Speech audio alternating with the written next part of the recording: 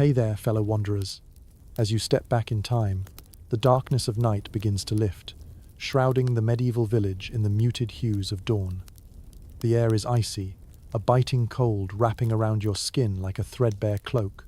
The fierce northern wind whispers through the cracks in wooden shutters, a constant reminder that warmth is a luxury reserved for a fortunate few.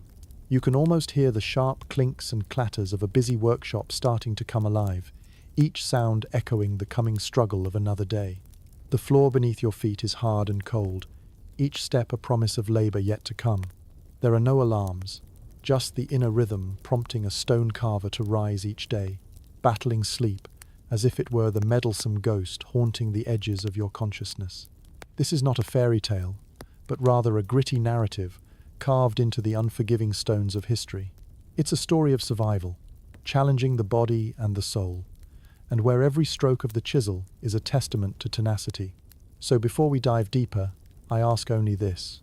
If this kind of raw, unvarnished truth speaks to you, click like, hit subscribe, and leave a trace of yourself in the comments. Tell me your city, your time, your state of mind. Now, dim the lights. Let the hum of your fan blend with the wind of centuries past. Let's begin. And remember, in medieval times, even survival was a luxury.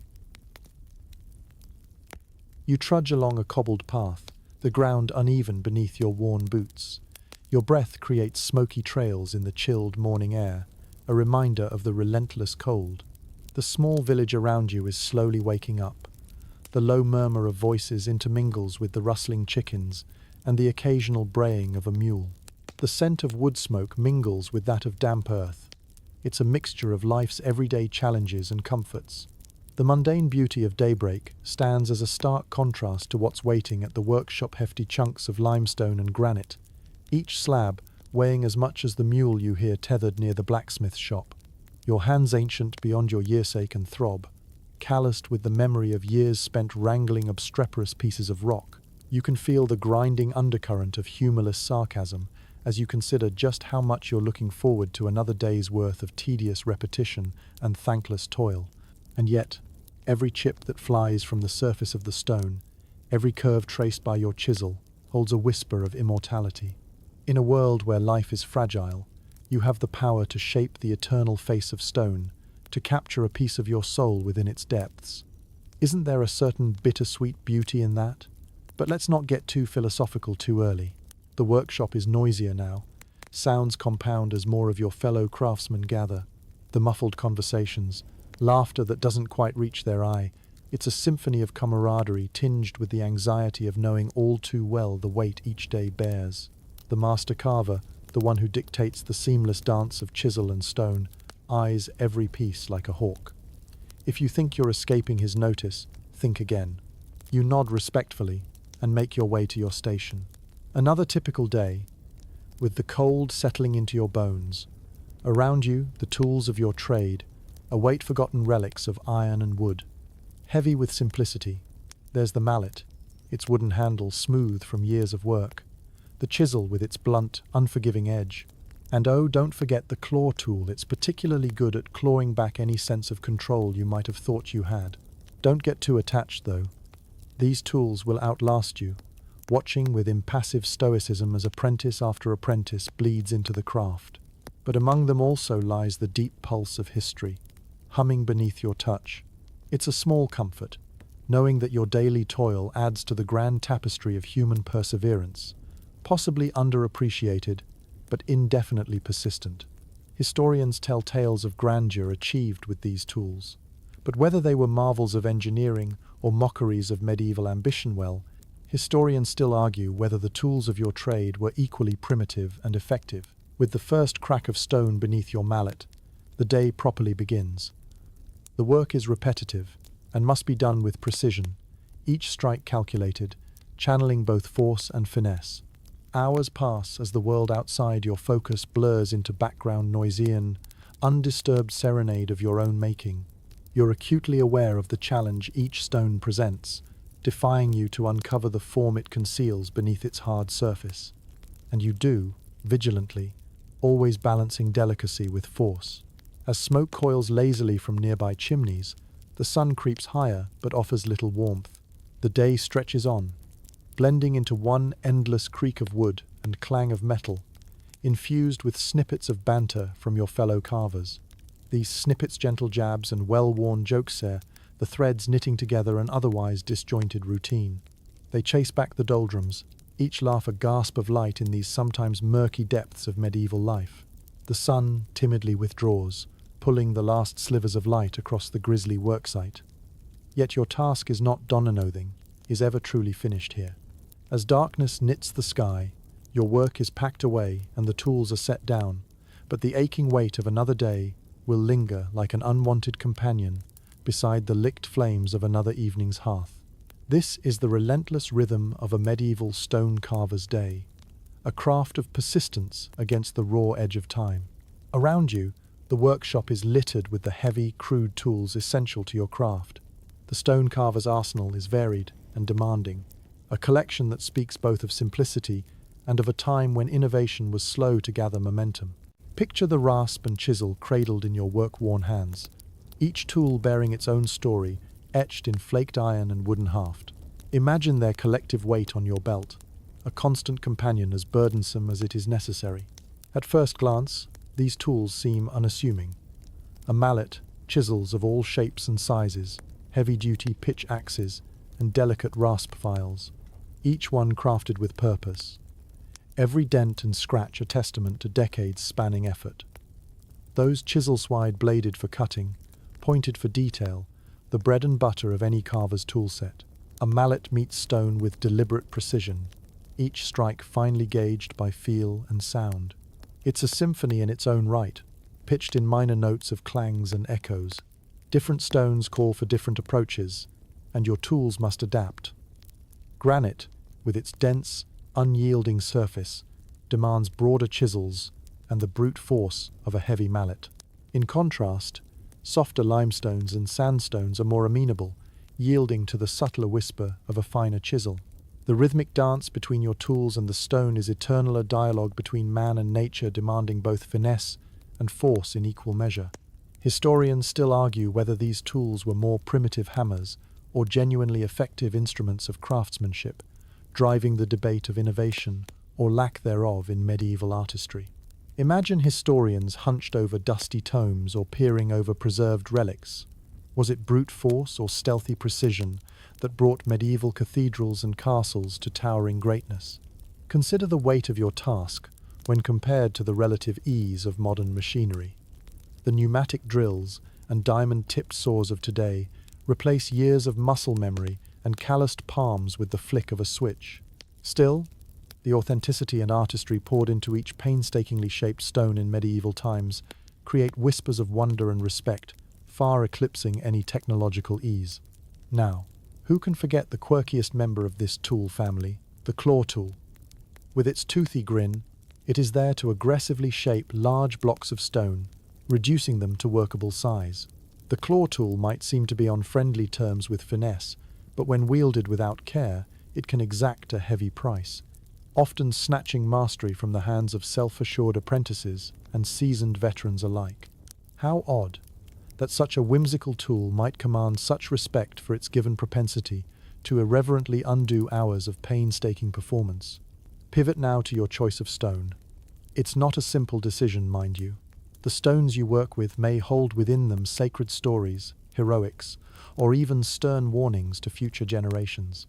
High-quality marble glimmers with potential refinement, whereas rough granite or limestone reflects resilience and permanence. Each selection mirrors ambitions, constraints, and ultimately the tastes of patrons and the constraints of Mother Earth herself. There's a malleable beauty to stone, as each carries its own secrets embedded within. Consider sandstone. Its soft, pliant nature lends itself to fine detailing and flourishes, allowing carvers to tease out intricate decorations for churches or noble houses, while the unyielding granite reserves the opportune reprieve of permanence, anchoring vast cathedral buttresses to their divine arcs. Sculptures and carvings come alive under skilled hands, though histories may forget the names of those who first revealed the faces of saints and heroes already hidden there. Imagine the dusty debris that swirls in the air with each strike, clinging to your skin and hair, tangibly reminding you of the toil embedded in each sculpture's very existence. It reveals a silent testament to the life and effort spent in rendering stone malleable to human will. Such fragments accumulate tirelessly throughout the days, and no matter how many times you scrub your hands or wash your clothes, the dust always seems to find its way back ever, the persistent dance partner in the carver's labor. In the cacophony of the worksite, you might find solace in the steady rhythm your tools create. Like a maestro guiding an orchestral symphony, you trust in both the familiar weight of your tools and your innate understanding of their purpose. There's an odd comfort in the mechanical repetition, a monotonous cadence that cushions the weight of time, even as it steadily erodes the stone itself. That's the beauty and the burden of it all. Understanding that these seemingly primitive tools in your hands carve the narrative arc of history, one chisel mark at a time. Whether through lack of innovation perceived or the simple mastery of one's instrument, every tapped stone bears silent witness to a laborious yet understated legacy that demands both reverence and awe. In these tools, as in the hands that bear them, there lies the promise of unfinished tales forever etched in stone. As dawn gives way to morning, settling into yet another rinse-and-repeat cycle of days, you find yourself submerged in the rhythm of your daily routine, a symphony of grit and grace. You know the drill. The morning light glimmers half-heartedly over the workshop strewn with stone fragments, illuminating your chisel like a divine scepter, yet offering none of its ease. The cool air mingles with stone dust, creating a peculiar scent that finds its way into your very soul. Your daily grind begins with the tolling church bell echoing through the village, a reminder that your time is not your own, not quite, anyway. Each day propels you into action with prompt precision. This daily grind is a carefully orchestrated dance of repetition and muscle memory, each movement punctuated with a familiar ache that traverses the breadth of your spine. The stone calls, demanding equal measures of sweat and skill, a mantra echoed by the rigid schedule foisted upon you by the guildmaster. Under the stern and watchful gaze of your master, your morning blends into afternoon. The master's cold scrutiny is omnipresent, his eyes ice blue, and ever measuring your worth against the relentless standards of the trade. With a mere glance, he could slice through any delusions of grandeur and good humor. He is both a mentor and a taskmaster, the embodiment of grizzled wisdom wrapped in discipline and occasional grunts of begrudging praise. You stand side by side with your fellow artisans, your informal brotherhood fused by the shared woes of stone carving. Among you there are apprentices, veterans, and journeymen representing a patchwork of backgrounds and skills. Whispered stories of a stone that cracked just right, conversations unraveling the rhyme of past projects, all reverently trade tales, and often humorous pieces of wisdom gleaned over countless hours of painstaking labor. Dust hangs in the air like apparitions of craftsmen long past, memories made corporeal by the atmospheric shred left behind by your tool's relentless cadence. The song of chisel upon stone is not easily silenced, nor does its echo dissipate with the passing of the day. The surface of each stone offers both challenge and opportunity, bear witness to the emerging forms hidden beneath, mere fractions away from tangible glory. The mundane is interspersed with fractures of levity. A mysterious item appears in the shopper medieval version of what we might call a lost and found today. A glove, a button, perhaps a spoon. Stories and jokes abound as you all speculate. How did it find its way here? Tomfoolery is woven into your hours like a thread through the loom, a necessary respite from prevailing monotony. Your hands ache anew with each precise calculated blow. An hour in, and you switch stones.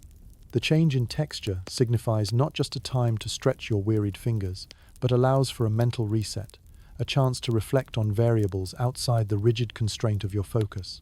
The grindstone lies ready, and when a chisel grows dull beneath your handling, it's a comforting reminder that even metal must bend to duty. By midday, the sun beats lazily through the narrow gaps between the workshop's sun-bleached beams, streaking the dust-encrusted air with thin, amber light. Stone flakes caught in the glow tumble slowly, unable to resettle, almost sentient, like wounds of battle worn and paraded.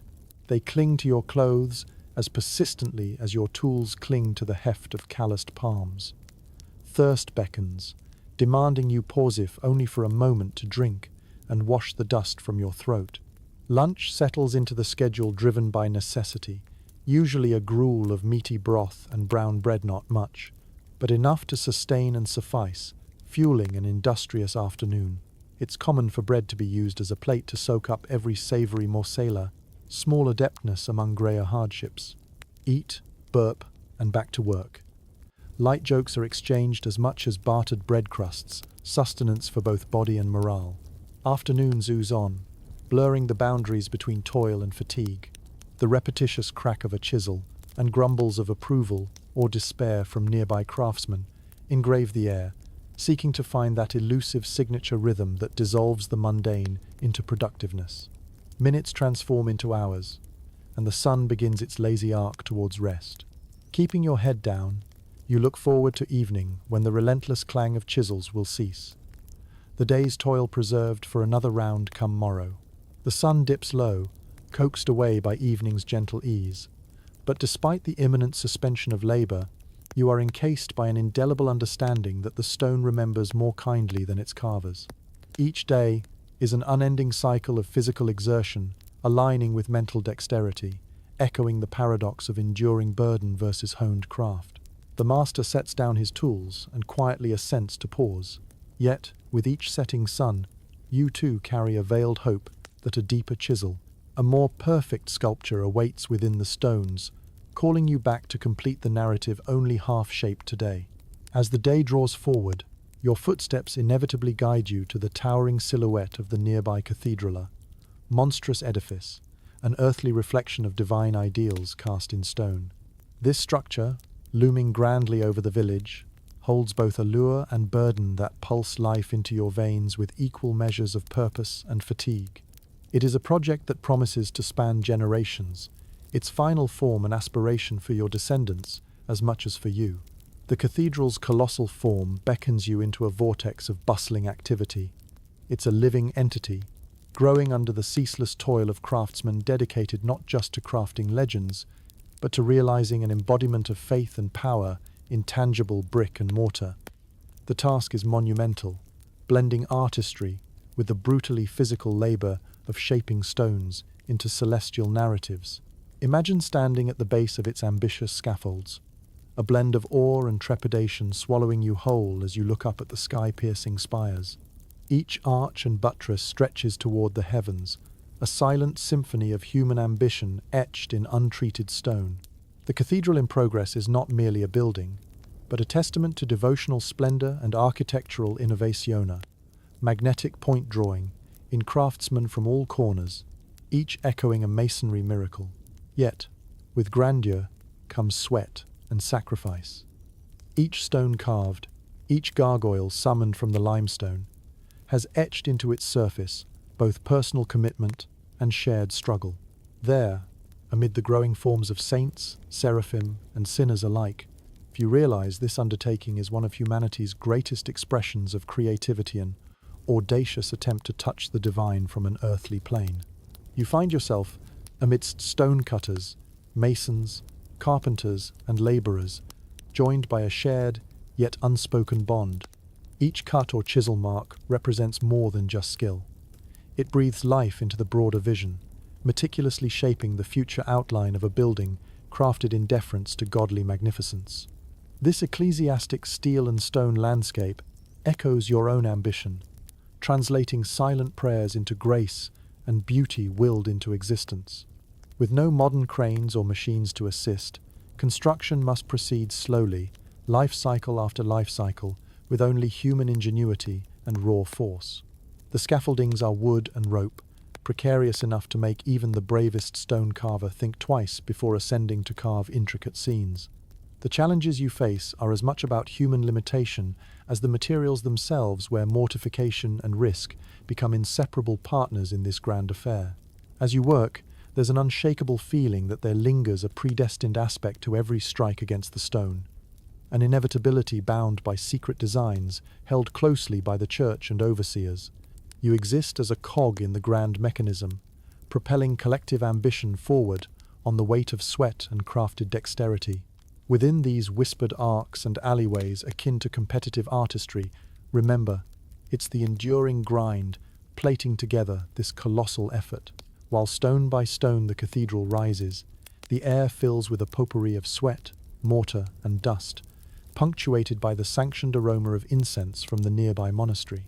You might notice the growing motif of pristine beauty, its divine aspirations marred slightly by the unrelenting earthly grind.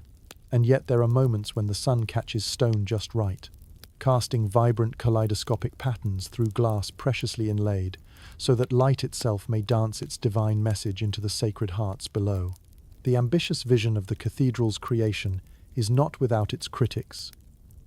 Even among your fellow craftsmen, voices whisper of dichotomy grandeur versus necessity.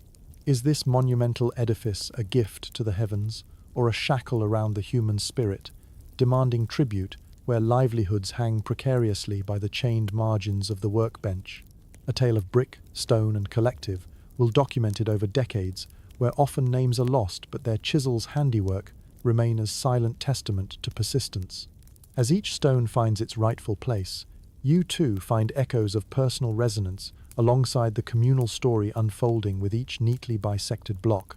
The inevitability of time, life earthly, and eternal held, entranced by the very grandiosity of a cathedral.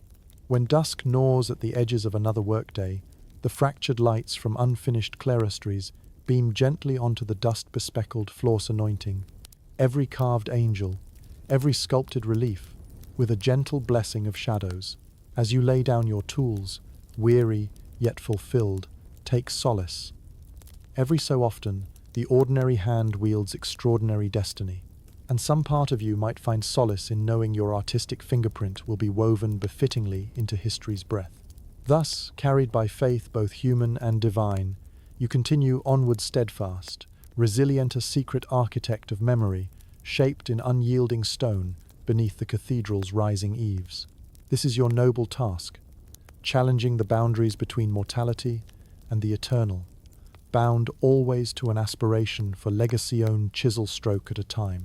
You settle into the rhythm of the day, under a sky that can't quite decide whether it prefers sunshine or the brooding threat of rain. Amidst the hustle of the construction site, you can't ignore the ever-shifting elements seated just above the untamed dance of nature that turns even the most straightforward task into a precarious balancing act. Weather, as you'll come to find, has its own mischievous hand in the stone carver's trade. The wind is the first to announce its arrival, whistling through the scaffolds with a haunting, melodic touch. Laden with the scent of distant earth and uncut stone, it tugs at your tunic, weaving a chill around your body. On good days, the breeze is your ceaseless companion, cooling the heat of strain, but today it gains an unwelcome ferocity. It uproots loose stones, which clatter down the scaffolding with audible alarma, hairy reminder that nature is ever capricious. Beneath that wind-whipped sky, braving the battlefield of a medieval worksite, you are as much at its mercy as those who carve their imaginations from rock. The sun re-emerges briefly, baking the solution of mortar and earth into a dusty sun-shower glow, before clouds roll in with drear intent. As you press a chisel to stone, you learn to adapt, working with expediency as steely skies collect their murky shades. Just as you make peace with the prompting gusts, a sudden downpour cascades without remorse, rain drenching beyond your outerwear, seeping into every crevice as if invited. It transforms smooth stone into a slick adversary, every surface a trap waiting to test your footing and your patience. You persevere with a familiarity steeped in seasoned resilience, your drenched clothes clinging to your skin as cold fingers work their way deep. Yet within this constant jostling with nature, a peculiar truth stands firm. The ever-enduring struggle against these forces forges a camaraderie among those sharing your lot. Laughter breaks the tension like rolling thundera, shared gift barked through rain-soaked lips as hands swipe hair and drizzle from eyes. Shoulders made weary from the struggle suddenly find release in the exuberance of gallows humor. Those shared snickers and stories, usually involving slapstick slips or stray beams, turned four-legged string together, a strange harmony beneath thundering skies. Nature isn't alone in inconveniencing the stone carver's work. Consider the thriving tapestry of wildlife, interwoven with the medieval tapestry predators and prey alike, presiding as impromptu visitors. Exhaustingly curious crows mull over leftover crumbs, while goats exhibit unique dexterity while teetering on the fringes of scaffolds. These diversions may sound comical, but can tempt you with distraction. Even a simple viper winding its sandy path can shift focus from chisel to stealth. And there's the more unlikely disturbance of rats with voracious appetites for all things chewable. Sounds echo through the long corridors as deft rodents raid supplies and shuffle after errant cheeses or forgotten meals. Your trusty companions, cats and dogs, wandering through labyrinthine crevices serve to stymie such raids with admirable spirit, forging bonds between man and beast amidst shared survival. One can't ignore insects determined and unyielding creatures that thrive alongside exposed flesh, drawing suspicions of carrying all manner of pestilence. Imagine ceaseless buzzing dulling the memory of the seditious edge held under constant threat of swatting hands. While you react to the thieving antics of oversized mosquitoes or drifting bees, your ultimate focus remains Honodan, ineffable chase, made more artful through relentless adaptation. The cyclical nature of distractions bears its own accent-splintering routines with levity and caution. Amidst the unpredictability surrounding stone carvers and their environments, patterns emerge that over time bolster rather than break momentum. What initially cast a shadow of doubt can produce alliances, uplifting differences into tales echoed through the voices of those who dare traverse these elemental challenges. As the day's ebb shifts to evening, your eyes track the receding storm. Brilliant hues segue into twilight with a quiet grace, leaving behind fiery embers of sunset touched with hints of redemption. For each gust that threatened, and each droplet that mischievously aimed for the chisel's intended path, you find yourself a little more aligned with nature and its mysteries. Day trundles into dusk, and as you weave stories with laughter during broader meal breaks, a deep understanding prevails. Nature, wild and unapologetic, serves as both tormentor and mender, another layer to live with, learn from, and respect. When tomorrow arrives, heralded by sun, wind, rain, or whimsy anew, you'll be there grounded in your craft, and connected by the invisible thread that knits together stone carvers through trials shared and futures resurrected. In the medieval world, any stone carver worth their salt knew their place within the enigmatic confines of the guild. These guilds, they were more than just brotherhoods. They were the lifeblood of any artisan's world, a structured refuge from the unpredictable chaos swirling outside. Within the solid embrace of the guild, you could find security, camaraderie, and if you were particularly fortunate, a measure of respect. That is, if you could stomach the stringent order and unyielding rules that came with it. Imagine the scene, a dimly lit hall bustling with tradesmen, each set into their routine of laughter mixed with the more serious sounds of commerce. The guild structure was both a blessing and a yoke, for a mesh of hierarchy kept you in place, yet tethered to the collective achievements of a lineage stretching back through time. It was the boisterous heartbeat of your trade, echoing tales and techniques etched into the very grains of stone handled day by day. As you carve, you're entangled in the unwritten laws of this guild. It shields you from external threats, 7 marauding raiders, and the fickle hand of fate can't easily crack the guild's protective shell. But therein lies a paradox. For while these laws offer shelter, they restrain you just as securely. Security turns slavery when you find yourself bound by a hand not entirely your own. As an apprentice, the guild sets the very course of your life, outlining a rigid path to someday reaching the elusive rank of master. With each day you ascend a treacherous ladder, runged with trials and lessons issued from wearied hands that have known more years than they tend to admit. You decipher patterns of stone, learn the veiled nuances of the trade where subtle victories translate into earned trust among peers. Gaining guild membership isn't simply a tribute to skill. It also requires you to navigate an intricate weave of social expectations. What tasks you take on, whom you can criticize or commend these, are dictated almost by arcane law, guiding every stroke of artistry. An unsanctioned word or touch can easily bring down retribution or ridicule among petitions posted across inner guild walls. Aside from carving stone, you have an equally arduous task of constantly carving out alliances, friendships, and networks within this male-dominated hierarchy. The guild protects the secrets of stonework with the vigilance of a dragon hoarding gold. Only insiders truly access the secret codes of patterns and symbols, with apprentices peering hopefully through grasping fingers interwoven across lessoned palms. Trade secrets pass onwards in hallowed hushed whispers, wrapped away from the prying eyes of outsiders, lest others try to mimic your hard-won craftsmanship. Within this world, guild dues and regulations siphon some measure of your independence in exchange for training and, in spite of the restrictions, a sense of belonging. Historians still argue whether the guild's bylaws were more about protection or power. Did they empower the artistry or smother innovation, safekeeping tradition, or stagnating it within tight confines? As you dwell in introspection while your chisel strikes stone, you are aware of how important perception can be. Identity is forged not just in skill, but in relationships being known, trusted, and respected among your peers. Fellow guild members become allies in leaps of shared fate, comforting in trouble and celebrating in triumphs, offering trade tips, and passing much-needed levity through shared experiences carved in stone. Your long day's work transitions to communal gatherings, hallways filled with handcrafted benches lining a thick oak table where guild meetings blend into near-familiar rituals. The guildmaster addresses the assembly, with both pomp and circumstance befitting his long tenure, presiding over disputes and allocators with grizzled glee.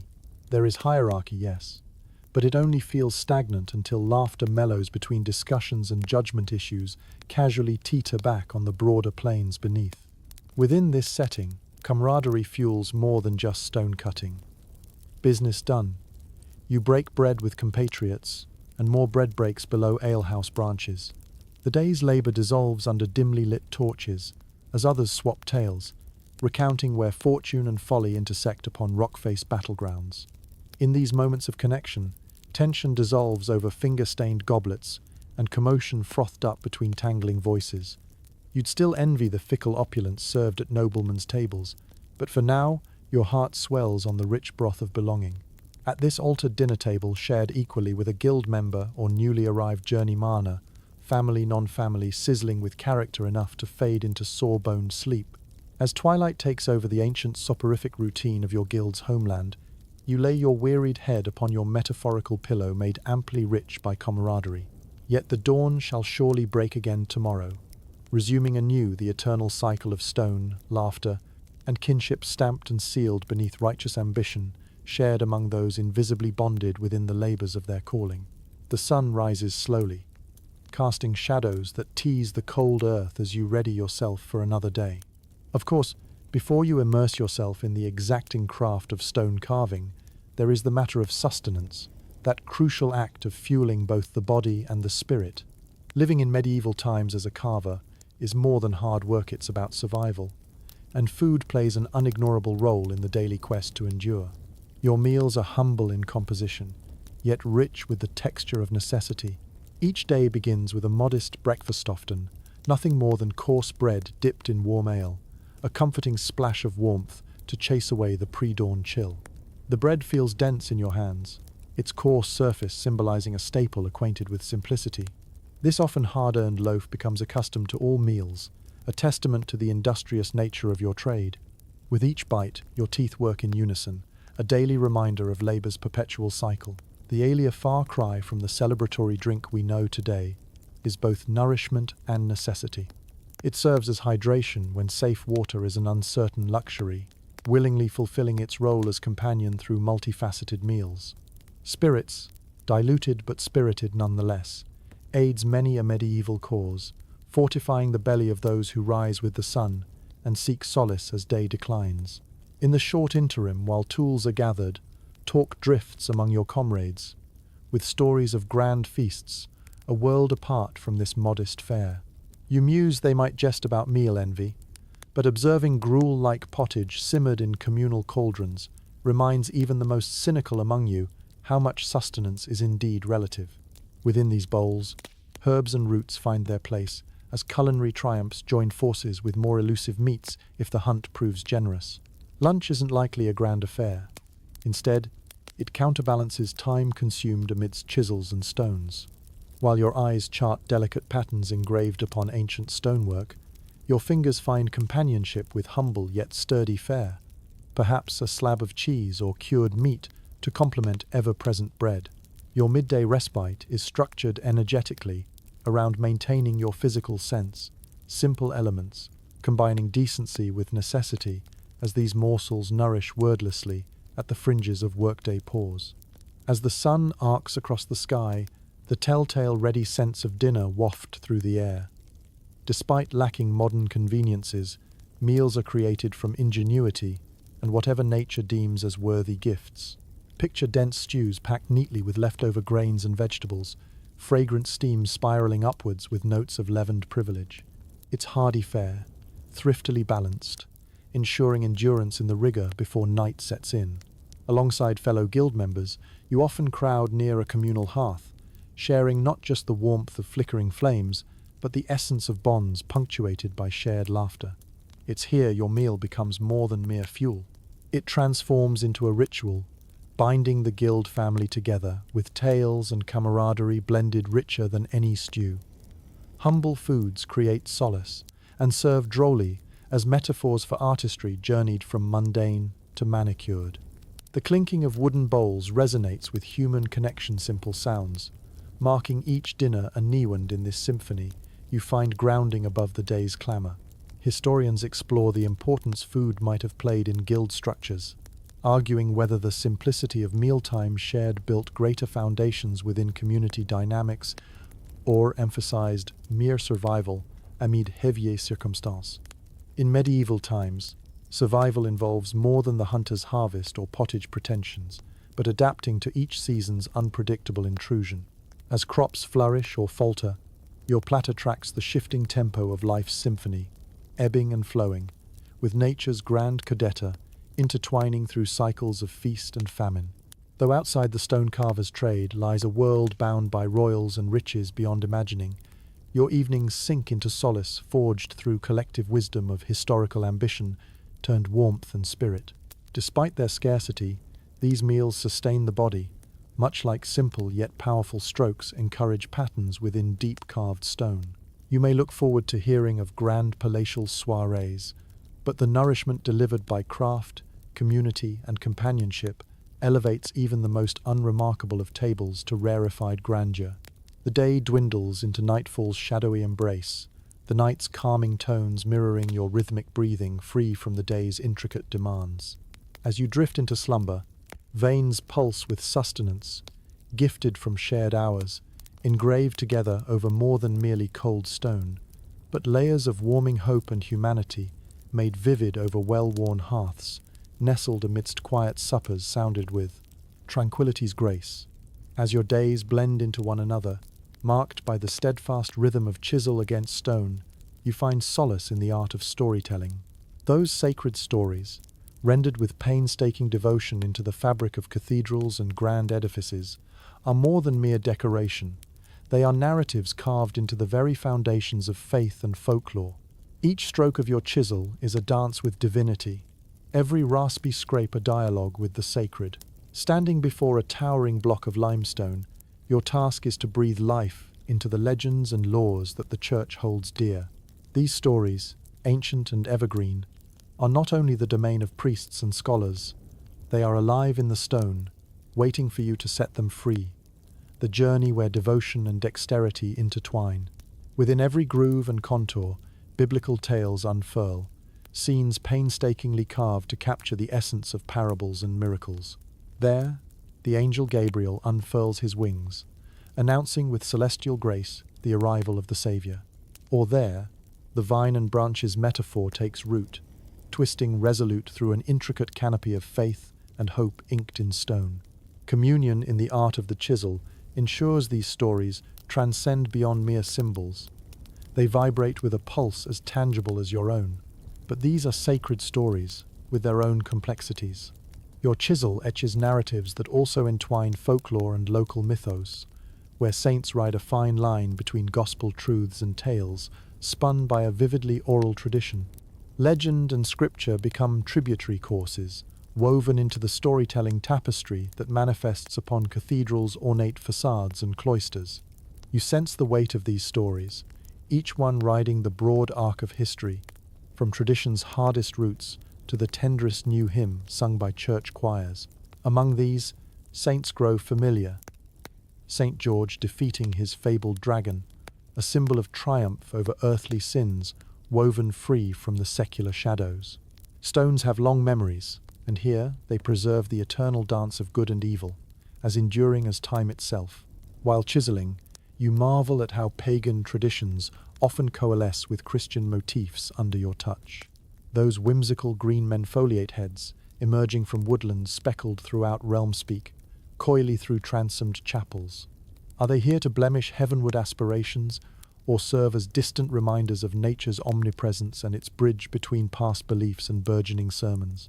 Secular stories and religious context thread lightly through each intricate design, exploring every facet of the vast medieval psyche. Power and penance, sin and salvational, are themes eternally painted upon stony canvas. One must be a disciple of both passion and practice, poised on the precipice between eons of dreams passed down like river stone-worn, yet ever smiling. Historians still argue whether these carved showcases performed as sermons for the illiterate, or stood as decorative exhibits for pilgrims to ponder during Mass. Each piece holds within a kernel of truth, charging their creators with the formidable responsibility of both educating and edifying the masses who witness this work. Yet amidst this sacred labor, you are not immune to a playful sense of irony. Glancing over completed figures, occasionally a caricature finds its way into the ecclesiastical landscape.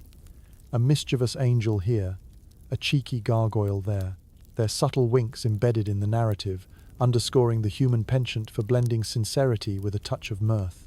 As the sun casts slanted beams of light across your latest commission, another tale stands ready to be born. While every crafted piece of art recounts stories as old as time, they are each contemporaneous with their crafter's heartbeat, capturing a chapter, a pulsation of history driven deep into the stone. The task is both a divine mandate and a test of the soul, where your abilities find themselves stretched across the drama of eternity bound within masonry. With each minute detail, even minor corrections, a priestly patience guides your hand, for to mishandle these stories would risk untethering the delicate balance between truth and divinity. As shadows lengthen across the courtyard, dust-hued clouds bruise with evening brevity. You step back to admire your handiwork. Stories etched with layers of love and worship. Though words may belong to preachers, your craft holds its own Palancia language written through symbolic form, a carved archivist committed equally to legend, lore, and the sanctity of shared experience retold time and again, marked silently in stone. The stone carver's journey is not merely one of craft, but one of transformation. A path marked by growth as slow and inevitable as the shaping of stone itself. The apprenticeship, a rite of passage for every aspiring hand in the guild, is a tale spun with threads of patience, diligence, and unwavering resolve. Imagine yourself at the beginning of this odyssey, where ambition meets the rough-hewn reality of stone dust and calloused fingers. Your journey as an apprentice begins with humble origins, a blend of wide-eyed eagerness and naivete wrapped in youthful dreams of artistry. It is a commencement that is less about skill and more about the readiness to endure, for the road ahead will demand more than mere aspiration. You are guided by the seasoned hands of a master carver whose tempered wisdom, crafted through years of labor, sets your foundation in both discipline and hope. The master's patience is matched only by the unyielding stone, serving as both guide and adversary in your quest. For 7 years, you are bound to the rigorous rhythms of the craft. Each morning dawns with a regimen that is strict and unrelenting, a dance of service within the realm of carving's austere pedagogy. The apprentice's tasks begin before first light and persist long after sundown, consisting of chores that bridge artistry with penance. You fetch water and tools, mix mortar, carry stonal tasks demanding sweat and toil before you even earn the right to touch a chisel. The workspace, shared with fellow apprentices, becomes your world, a crucible of collaboration and competition, camaraderie and rivalry. It is here that friendships bloom in an environment as unforgiving as it is nurturing. Under the tutelage of the master and the oversight of journeymen, stories are exchanged, humor traded as currency among boys and girls set on becoming more than errant dreamers. Each laugh shared in the flickering light of the workshop kindles this brotherhood, offering respite from underlying trials. Inks of ink-stained manuscripts accompany your education. The skeletal frameworks of design theory, scrawled into remnants of parchments, expanding upon the living tapestry of masonry lore. These gilded scrolls unadorned, yet invaluable, serve as the key to understanding the nuanced allegory of design, handing you a pendant of creative interpretation for applying intuition to measured form. Under your master's patient tutelage, you rise from workbench drudgery to the moment when the callous hands are allowed to grip your very first chisel. Ah, the chisel a mere tool by appearance, yet a great equalizer in your journey. With trepidation, you place its edge against stone, a blend of fear and elation coursing through as you forge your initial carve. Do not fret if it's initially clumsy, for each mistake softens over time and grows you. Amidst the discipline, surprises abound, unintended quips and secret smirks blossom as apprentices take time off between artistry lessons for adventures challenging convention. For mischief is never far removed from the hearts of those gathering world wisdom in odd corners, fostering creative personalities while learning the rules and crafting opportunities. There are days, scarred with uncertainty, that outstrip your resolve. In these moments, you find solace in the collective experience of those around you. A nod from a fellow apprentice, a reassuring word from a journeyman, embolden you to persist. Mistakes become lessons inked in trial, shaping further the hand meant to refine stone with a gentle and firm touch. As years pass, you transition from apprentice to journeyman, a new chapter opening before you, yet the grueling work remains constant. You now have the privilege to travel, to seek new ideas, and echo those journeys in your own creations. Your spirit expands while you carve your destiny, aligning discipline, opportunity, and artistic expressione. Trinity of aspirations growing alongside your own self-awareness. As an artisan whose shadow lengthens into legacy, historians paint romantic portraits of this path, but reality tempers those dreams with hardship offset by the reward of personal growth.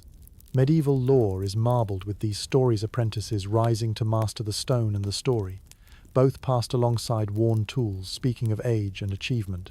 As dusk draws another day to a close within the hallowed, dusty corners of the workshop sanctuary where, once you only dared to imagine your presence, you find release within both triumph and tranquility.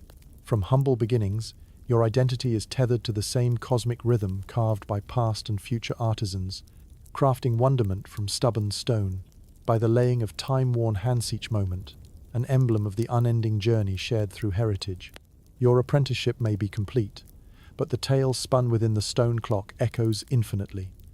Lessons told, wisdom hewn from rock, joining once more with an unbroken bonden, eternal quest, carried forth as the sun sets upon another day, urging renewal. Only then do you realize the apprenticeship was but the prologue of your adventure, a step in a journey whose challenges and beauty remain steadfast always, like the stones beneath your hands. As your skills grow sharper and your confidence more steadfast, you find yourself in the peculiar position of dealing with patrons, those enigmatic harbingers of fine commissions and unforeseen challenges. They arrive with grand visions and pockets deep enough to turn imagination into carved reality. Ah, the patrons, a curious species with demands as varied as the nebulous folds of human whimsy. While their patronage may keep bread on your table, their unique personalities often add delightfuler, perhaps onerous twists to your life as a stone carver. These patrons come from varied walks of life, each with a distinct rationale. They straddle the fine line between artist and benefactor, driven by ambitions that could range from divine devotion to personal vanity. They carry the romantic ideals of the church, the sovereign airs of nobility, and occasionally the eccentric whims of those who simply wish to leave a peculiar mark upon the world. Imagine standing in the draught-chilled shadow of the cathedral, sweat clinging to your forehead as one such patron approaches. This one is a nobleman, with a sweeping cloak and a curiously whimsical request. "I desire a gargoyle," he declares, "but with the face of my favorite hound." In his eyes, This mix of loyalty and medieval practicality is the golden standard of architectural enhancement. On any given day, your work whimsically takes on this socio-political bent, laboring under these enticements forged by sponsors. There's a fine balancing act in serving both artistry and clientan act that requires you to embrace the genteel mysteries of persuasion and diplomacy as much as mastery of the hammer and chisel. Among these curious commissions, you'll occasionally encounter requests that stretch conventional norms, challenging both your skills and innovative spirit. There's a certain mischievous merchant who insists on having caricatures of local politicians as grotesques as jest or critique. You're not entirely sure. The peculiarities fuel both conversation among your peers and the stories you pass down through whispered legends of local humor embedded within stone facades. Sometimes the church steps forth, offering sacred commissions bathed in solemn reverence. Under their auspices, every detail bears significance, every symbol a connection to the divine tapestry intertwined with humanity. Here, trapped within mandates, you must bring to life scenes of incomprehensible magnitude renderings of angels in discourse, saints enshrined amidst narrative, the celestial script of unity written in stone. It is a delicate task, blending diligence with devotion. Among the profusion of mandates lies an open, scholarly debate. Were these patrons mere meddlers, gnawing at artistic possibility, or visionaries sculpting stories for future generations? Perhaps they are simply a necessary force that propels artistic potential from mere idea to living form, dancing within shadows, etched into stone. Historians craft these debates while pencils barely tether to sketch paper, coaxing grisaille from vibrant palettes of history, decoding the giving and taking of symbiosis. The requests vary. Even within the mundane lies beauty when approached through the lens of creativity. What one client envisions as a stoic guardian against evil spirits, another sees an opportunity to blend personal symbolism with societal role. Both art and stone becoming harbingers of protection and prestige. Growing wise in the bountiful pageantry of human interest, you master the unspoken language of your patrons, deducing hidden whims, coaxing ambitious ideas into crafted elegance. You inhabit the fabric of a cornered gaze, sketching in margins capable of transcending set ideals into wondrous potential. Each piece, forged at their behest, becomes the whispered legend intertwining imagination and legacy. Unfurling beneath the sun's descent at day's end, tasked genius secured by modest hands, you embrace dust-laid garments, marveling at the scope shared and celebrated, enfolded in the wonder of created space around you. The architects of yesterday and today flow past you within invocations of patrons voiced eternally through stone. Humanity's multifaceted gaze dances across time's array, laughter of interplay pleated through patient artistry when marble, faith, and dreams align. Thus, your work fortifies the ethereal blend of stone and soul-crafting union amid both eclectic ambition and wholesome absurdity. The patron's legacy is echoed ever within silent narratives carved into eternally watching adornment on fortress walser, whimsical testimony to human expressions finger-marked across an airy canvas of sky. This poetry of stone grows long in shadow, sung evermore between pages wrought beneath those hundred-hearted cathedral arches. Your hands, now deft and weathered, grace the stones with increasing confidence and daring. There's a restlessness in your Sula whisper, like a breeze, urging you to push boundaries and explore uncharted territory. Beneath your fingers, the once familiar rhythms of chiseling find new syncopations as you feel the itch of innovation clawing at the peripheries of tradition.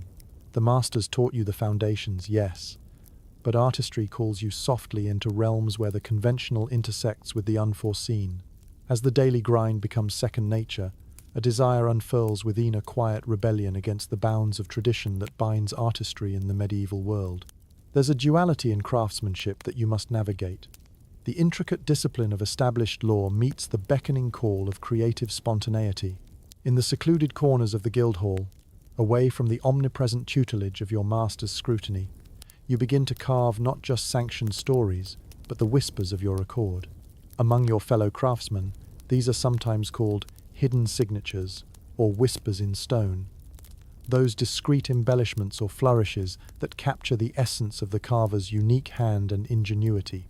Noticeably discreet and subtly eloquent, these whispers become an unspoken language amongst those like you who dare defy convention for the sake of expression. Perhaps it's the curl of a leaf or the twist of a tail on a fantastical beast lurking within a larger scene. Or maybe it's an unconventional interpretation of a saint dwarfed in a playful pose. During these moments, where your chisel responds to the quiet chords of imagination, you realize that history is an artist with a lintel gaze, both ever watchful and eternally patient. As you carve, awareness grows that your innovation is crucial to this time, a subtle rebellion against static repetition and taciturn tradition. You risk drawing notice from potential critics, who guard the sacred canon with unfaltering adherence. Historians still argue whether these covert interpretations are acts of defiance or reverence. Perhaps they are both and neither, a celebratory dance upon this temporal tapestry of faith, where possibilities carve divinity from stone. Let's wander for a moment into a more whimsical escapade. You conspire with fellow upstarts, weaving playful tales into the stone framework an angel, pulling a face behind a saint or a demon, resting after a night's mischief. How easily secrets slip between the cracks in the mortar, like laughter from hidden corners. When viewed from afar, everything is as it should be, pristinely ordained sanctity. But peer closely, and you glimpse humor's cheeky reverberations within laborious gravitas. Group meetings among carvers become cul-de-sacs of amusement, whirling with stories of past masters leaving cryptic marks on masterpieces, daring apprentices to augment their legacies with discreet flourishes. The atmosphere thickens with camaraderie, as these narratives become the unscripted lore of artists who clandestinely sway within their medium's cradle. Yet, innovation isn't solely about mischief and thrill. It's an orchestra of inherited knowledge, coupled with the courage to pen one's own symphony. The cathedral towers grow higher, and as you carve new chapels, there's room for fresh flourishes like intricate tracery, those sinuous shapes playing tricks with morning light, casting kaleidoscope paths onto silent floors. These ethereal testaments elevate the mundane to the divine, a sacred reminder that while the materials are earthly, they reach for the skies. Each embellishment, born from strokes slightly different from the last, speaks to the unyielding urge to immortalize modern ingenuity. The stones transform into narratives bound by the ebb and flow of time, curated in whispers and shadow play. As dusk settles, a comforting knowing flows from your hands through chisel to stone artistry, it turns out, isn't simply an echo, but a resonation ever expanding into collective heartbeats that sing beyond the here and now. The very air tingles with possibilities from ages past, framing both dreams and aspirations in symbiotic unity with established influences. In these acts of subtle rebellion within stone's embrace, you affirm there is room for both legacy and creation. Repose unearths in knowing one's place in a long continuum of artists, forever reaching and evolving. As you set down tools under night's shroud, complexities yield to peaceful anticipation each dawn, offering incentive anew to establish nuance, stretching entrenched margins to include both grand purpose and airy imagination.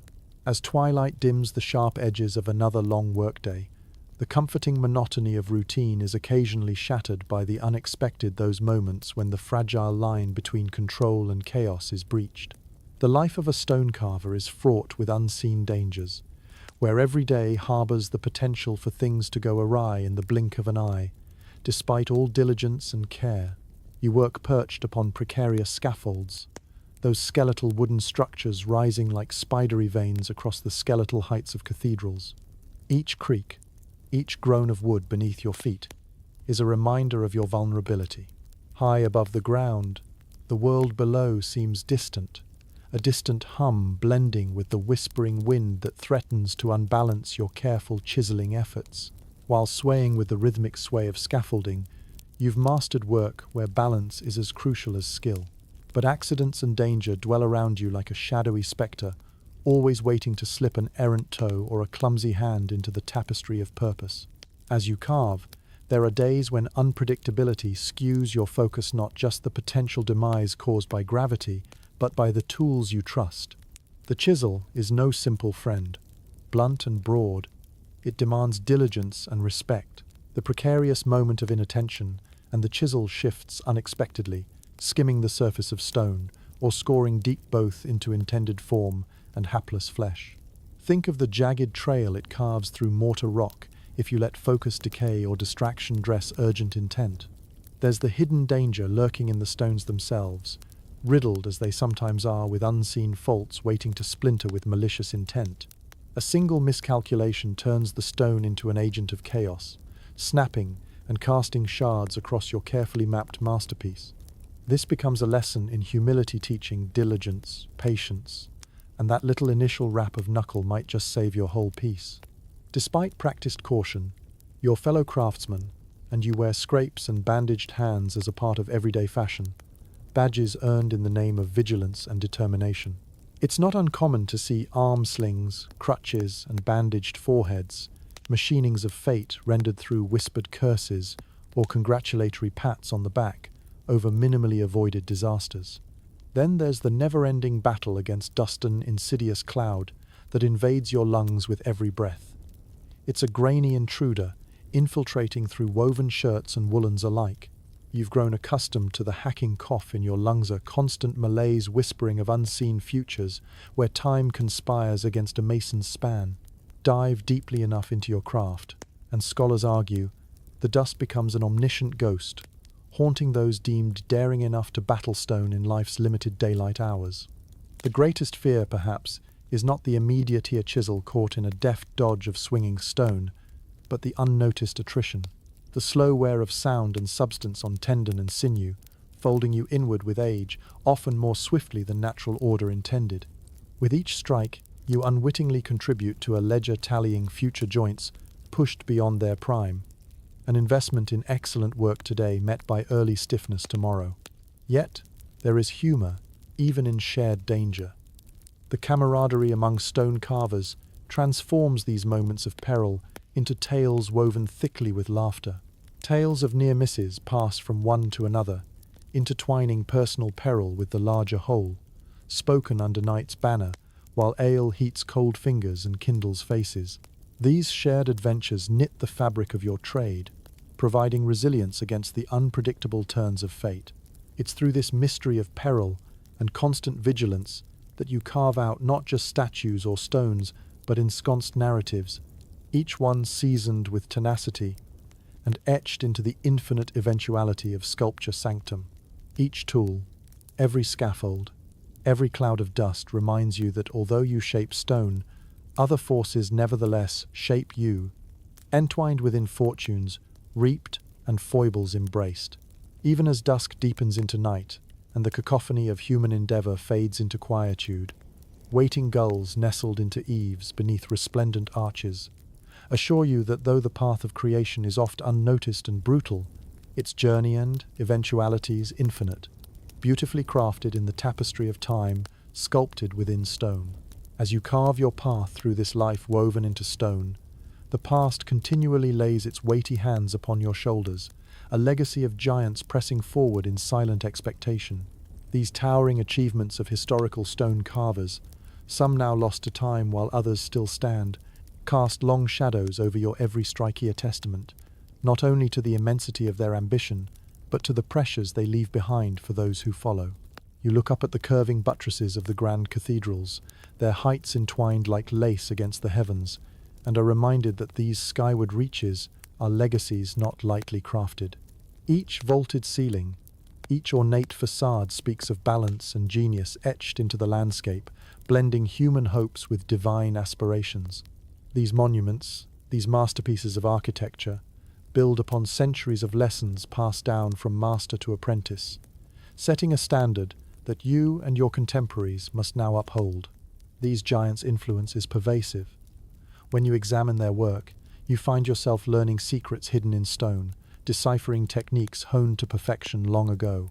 Their mastery is formidable, accrued through centuries that demand your reverence and perhaps provoke your envy. If vanity paints a desire to surpass them, humility tempers this with challenging benefits from lessons rendered and insights shared. Yet, as you study them, you also see occasional touches of humanity. You can almost hear the whispers of the past in the playful grotesques peeking out from cathedral spires, the whimsical flourishes hidden in the shadow of solemn saints. Here, as you coax life from unyielding granite, you feel a kinship with those who pried secrets from stone ages before, leaving behind both terrific triumphs and endearing imperfection. Historians frequently marvel over whether these ancient carvers began with visions grand enough to match their outcomes, or if time and chance lifted their works to monument status. Was it the craftsman's prescient genius, or history's kind embrace that immortalized their legacies? Regardless of debate, each completed structure encapsulates artistry transcending its origin, echoed ever forward as moral musings cast across epochs. Amidst these towering echoes, there's a paradox to contend with. Where inspiration meets insecurity, the achievements of past masters bolster your creative drive, while simultaneously casting daunting expectations upon your shoulders. The legacy of precision and audacity presses harder burden that you must bear, while weaving your narrative into projects left unfinished by history's advancing march. Modern clergy, patrons, and communities look to you for miracles, expecting your interpretations to harness and expand those classic forms with absorbent acumen. They see the giant's work and believe in your potential to evoke similar marvels or yet unseen creations, charged with the weight of innovation and tradition, a testament to what has been and what may yet be. To manage this legacy's weight, you adopt techniques like those before you, folding past lessons into future vision, rather than burying yourself beneath the cumulative weight they provide. This continuum of mastery offers you a metaphorical handshake across time to fusing of historical appreciation with anticipated commitment that never diminishes but rather enriches approaches to creativity's bond, laced through mortar, hue. As dusk coaxes onward, the stones etched with past artistry whisper encouragement, even as they uphold great expectations. Beside your workshop, silent sentinels in the cathedral walls lend their wisdom, watching your progress split the gentle stillness. Peace forged in knowing that the hands guided by their touch shape your present possibilities. It is not solely skill that makes a master, but the courage to let stone speak to spirit in tandem with enduring forebears, crafting destinies beneath tools worn equally by age and affection. Your hand rests briefly on the chiseled cheek of a saint, or the outstretched wings of an angel, once a dream sketched in the mind of a carver, inspired by this same lineage, testament to timeless dreams cast in rock. The giant's shadows linger, yet you stand in their legacy not to be overshadowed, but illuminated. They light the path which now you've chosen to tread, a journey guided by hallowed echoes and expectation, each stroke breathing new life into the endless union of mankind and stone. In the midst of fervent toil, amid the echoing clangs of tool on stone, there emerges an unexpected balmer humor that weaves through the tapestry of your daily grind, lightening the formidable weight of labor. You learn quickly that stone carvers not only carve sacred narratives in stone, but also etch moments of levity into the very atmosphere of the workshop. This humor is a saving grace, a quiet rebellion against the solemnity of your mission and the wearying monotony of stone dust settling with each stroke. Humor among stone carvers is a language all its own, enveloping each artist in a cocoon of camaraderie. It is said that one can judge the quality of a workshop not only by the fineness of its carvings, but by the robustness of its laughter. The banter between craftsmen flows as freely as air currents through the arches, a stream of light-hearted exchanges that inspire and innovate in equal measure. Here in the workshop, gallows humor reigns supreme, embracing the quirks of the trade and the myriad ways in which fate likes to play jest with chisel and block. A friendly jab at a misstep might depict an apprentice carefully guiding his chisel, only to realize he's been carving the wrong saint. Or there's the story of the apprentice who, in his inexperience, mistook a bowl of plaster for his midday pottage, resulting in a most peculiar and decidedly inedible meal. The peculiar nicknames each carver earns are laced with respect and affection, salutations like Iron Hand for the smith whose hands never falter, or Featherfall for the carver who trips over his own tools. These names, while poking fun, Acknowledge individual strengths and temperaments, weaving a communal fabric as sturdy as it is colorful. Some tales are told in secret, hushed but with eyes dancing. They speak of apprentices who carved mice in cathedral nooks, hidden under paw or tail, leaving little surprises for those blessed with a keen eye. There's a gargoyle on the northern tower of one famed cathedral that one's eyes deliberately set askance, watching all who passed below with sly amusement. Whether born of artistic quirk or a lesson that's rumoured to still wander the hall's late shadows, these tales wonder aloud whether humour in craft stands equally next to humour in deed. The eventual failures in stone act as memorable punchlines to this typified theatre. A botched nose here, a lopsided angel's halo there. These are not mistakes to be mourned, but whimsies to immortalize, and learn from testaments to the truth that no work is perfect, that within inimitable artistry lie shades of imperfection hidden behind chisels' marks. In jest, some might jest. These mischievous moments are echoes of stone-centric humour hanging around your shoulder like a marble inkwell. Moreover, humour emerges as a powerful coping mechanism amid the constant risk that swaddles the stone carver's work. It unfolds as stories of handed missives barely readable due to ink-smudged tips, or mirrors inked solitude where plain wisdom could turn an anvil gold. Laughter equips you with a shield against daily hardships, a shared expression that transcends individual trial. Historians still puzzle over whether this humour served as merely a distraction or whether it was crucial for maintaining the emotional well-being and morale of medieval craftsmen. Did laughter indeed wield a chisel as transformative as their own, carving a pathway through fatigue and stress, balancing labour with levity? As day blurs into sunset, leaving hues of light spilling over the finished stonework, the echoes of laughter still linger. These jokes, carved into air and shared repetitively, become landmarks of memory, constructing a shared understanding of resilience and unity. Alongside engraved saints and heroes, these humorous threads underline the humanity coursing beneath your fingertips, preserving not just history, but the spirit of those who came before and those who gather still. So tomorrow, when you again face the stone, remember to carry this levity with you. It will balance your burdens, allowing that bit of light-heartedness to pierce the solemn mantle of stone and labour. This spirit, like the stone you sculpt, is a legacy, all its own an eternal narrative, that remains as crucial as the sacred stories in marble, a testament to the humorous heart that hews labour itself through form and jest. In the sprawling panorama of medieval stone carving, whispers and echoes emerge telling tales of unsung artists who too often remain in the shadows. It's easy to forget, amidst the tales of grandeur, that women too have woven their presence into this intricate tapestry. Though seldom credited or recognized in the emblematic histories written predominantly by men, women played critical, if largely unrecorded, roles in the world of medieval craftsmanship. Visualize a workshop abuzz with activity. In the corner, silently adept hands sort through tools and materials, passing along a consistent stream of necessary supplies. Observing sharp-eyed apprentices at their learning posts, these women offer subtle guidance, their expertise providing the supportive fabric that sustains production's rhythm. Historians face a challenge in reconstructing these unspoken tales, tasked with piecing together fragments rather than full narratives a task, echoing the stonecarver's own meticulous efforts.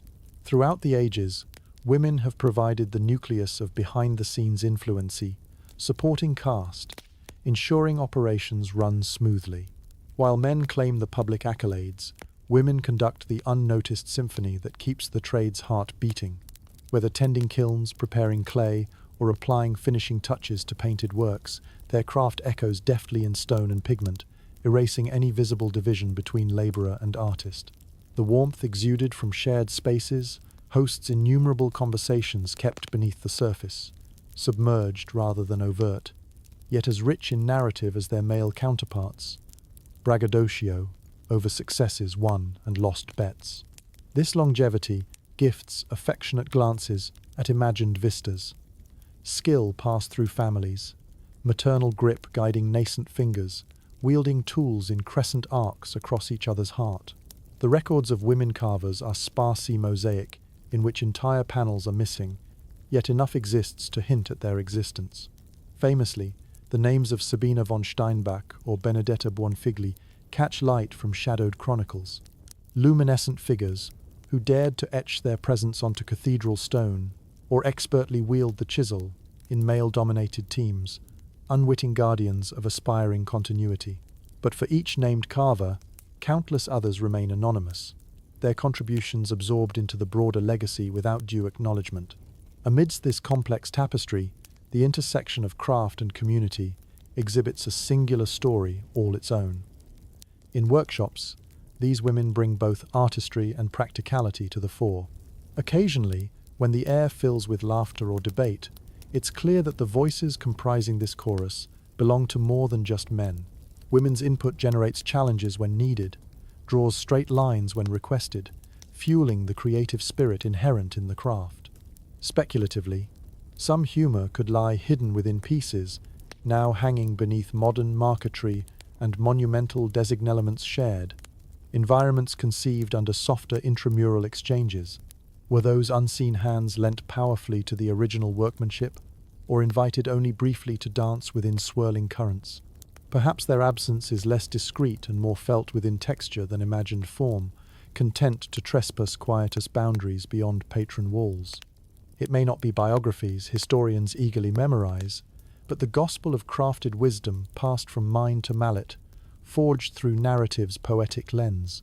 Artistry's flight is caught, if only fleetingly, across time's stretching canvas, where widows' webs weave gifts, ample for those prepared to explore frescoed marvels strewn softly without prejudice. In an environment driven by heritage and established hierarchies, it is often difficult to discern women's exact command of stonesmith language, but their presence echoes throughout. Each silent space gains substance. Each celebrated achievement extrapolates from auxiliary work, buried within archives, screened beneath inked scrolls, and labor's unyielding grasp. Meanwhile, existing debates emerge, these voices, whispered translations scrawled across parchment carrying the artistry's mark. As you reassemble the broken stones to reveal the artistry within, remember that women hold their own vital place in this mosaic's history, invisible yet indelible, carried forward by the sinewy, effervescent cougar communality, ensuring subsequent age again claims lush volume. The artistic fingerprints on stone are immortal, the silent witnesses to glories gilded with society's most passionate defiance. Thus, you carve not only with stone and tools, but with the presence of unsung predecessors nested subtly within involuntary mosaics, connecting unseen lineages deserving their stage, rediscovered across time's endlessly folding tableau. The stories of these women perhaps linger most poignantly in quiet chambers, until they imprint themselves upon collective breathen orchestral silken call, tracing vibrant echoes beyond the arc of tale forgotten. In the grand theatre of medieval stone carving, there looms an ever-present force. The church, the orchestrator of divine designs, dreams fashioned in stone. As a stone carver, you find yourself navigating this intricate relationship, where reverence and accountability intertwine.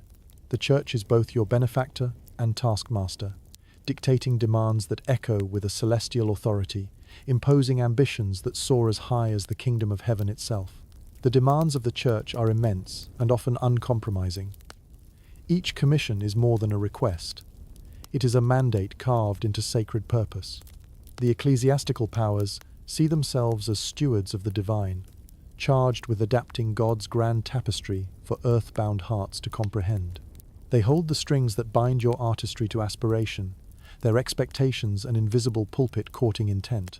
Picture a bishop draped in holy vestments, with eyes tracing the lines of theological visions laid flat upon architectural plans. His voice resonates with the solemnity of Scripture as he explains the grand cathedral's soaring spires and its myriad embellishments, mystical allegories carved into reality. Here, instruction guides artistry, striking a balance between the elite's lofty spiritual momentum and the carver's tactile grasp, touching heaven while rooted in earth. You are part of a wider narrative, craftsman and priest, stone and soul, merging to create edifices that bear witness to divinity's reach. The altars, cloister arcs, and stained glass windows each narrate biblical stories and ecclesiastical hierarchy, pavement laid to guide souls heavenward. This labor is as much about cementing religious orthodoxy as it is about creating artistic and spiritual marvels. There's a sobering realization that flows through your veins. Your craft holds more than aesthetic responsibility. It is a sacred duty. With each chisel strike, you are engraving belief into permanence, an architect of the sacred, whose diligence must reflect the sanctity of higher purpose. Your task is to transcend human flaw, to echo seamlessly the purity and perfection envisioned by ecclesiastical decree. This demanding relationship with the Church carries its own reward and strain, for the faith that it inspires in the populace also fortifies your own conviction, scaffolding unseen extending beyond stone and temporal passage, reaching ever upward against the arching vault of yearning inquiry. Imagine the abbot strolling through the cloister yard, pausing to inspect the newest embellishments with a discerning eye. His feedback laced through both appreciation and critique, a sermon of aesthetic harmony as effective as any from the pulpit, accompanied by subtle reminders of consequences borne by mortal error. Here, the divergence between heaven's expectation and earthly misstep can dawn clear, confusion embraced or equally scorned. Indeed, historians ponder whether this relationship thrives in simplicity or stifles creative flourish through ironclad ritual. The Church, wielding immense influence across socio-political landscapes, erects boundaries against which your artistry presses these endlessly layered borders, preserving divine unity or merely inhibiting groundbreaking insight. Regardless of these debates, the partnership with the Church encapsulates both fidelity to tradition and the possibility of innovation, each sacred commission, an offset against Masonic wealth and belief. Though the hierarchy of Church Fathers stands rigidly between divine ordinance and idle ambition, the opportunities they bestow remain immensely rewarding. Grace and grandeur accompany your labors, as these soaring temples remain testaments not only to faith, but to the capabilities of design, bursting vividly from circumscribed timescapes. In the wind of spires capturing evening warmth, these constructions housed treasures of precision and majesty bestowed upon silent prayers. Within cloistered halls, whispers twilight-sown guide souls within rising charm. After tools finally rest upon evacuated benches, newfound stone masterpieces reflect hopes nurtured across forgotten epochs, harboring echoes beyond the immediate temporal veil. At colonial windows, saints gaze down, painted in hues by heavenly imposition and mortal hand. Beyond scrolled grids, beyond decorative scroll, deep arches open, predicting futures even as near celestial oppress visitors' loftier gaze. Such is the contradictory delight and burden of the Church's inheritance of endless narrative, anchored in faith and flesh, bestowed with transformative power penned in stone. It is through this lens that you carve, remembering always the duality of stone, the sacred, and the mundanely poetic meeting in unassuming semblance across humanity's endeavors. So the next time you stand within the nave of a finished cathedral, you know these edifices acknowledge both faith and artistry, rendered eternal an architectonic culmination along the skyline, tracing legacy above life's scattered measures. The life of a medieval stone carver is not a tale of static landscapes or village confines. Rather, it is a narrative embroidered with travel. A carver's life is often one of constant movement, seeking commissions like a river finding new bends. This journey carries you across diverse territories, places where stone meets cities and churches requiring both your craft and your endurance. Your footsteps echo through foreign lanes and untamed terrains as you navigate an existence molded by the ephemeral nature of work and livelihood. In a world defined more by the ebb and flow of necessity than convenience, stone carvers frequently become wanderers. The search for patronage draws you along both well-trodden routes and secluded pathways. Such travels are not cursory whims. They are pursued out of necessity, the lifeblood of your trade, compelled by the promise of labor far removed from the familiarity of home. You find your journey akin to that of a pilgrim, steered by commissions across the tapestry of regions differing both in culture and topography. The call of distant cathedrals and burgeoning castles invites you into the embrace of terrains yet unshaped by your hands. These places, new and unfamiliar, require both your skill and your ability to adapt to the nuances imbued within each locale's stone. Everything you experience on these journeys is richly woven with the sight and sound of the medieval landscape. From the baking heat of sun-baked roads to the cold bite of mountain passages, your senses become indelibly etched with the footprints of places both rustic and regal. Each town or city you pass weaves its character into the global narrative, leaving impressions like those your tools etch upon stone. With each new assignment, the guilds and workshops simmering in the backdrop lend you introductions. Here lie the new companions at your communal hearth, fellow carvers, masons, their mutual language of mark and measure ever uniting amidst varied dialects and local lore. The humour and shared challenges provide a sustenance akin to bread, diffusing the uncertainty of new lands with hearty camaraderie. Every corner turned introduces you to unique architectural visions, differing across realms, influenced by multifaceted traditions blooming from their cultural roots. The Gothic spires of England, the Romanesque curves of France, the majestic symmetry of distant eastern capitals, these become both belief and aspiration, adopted and adapted within the artisan's discerning gaze.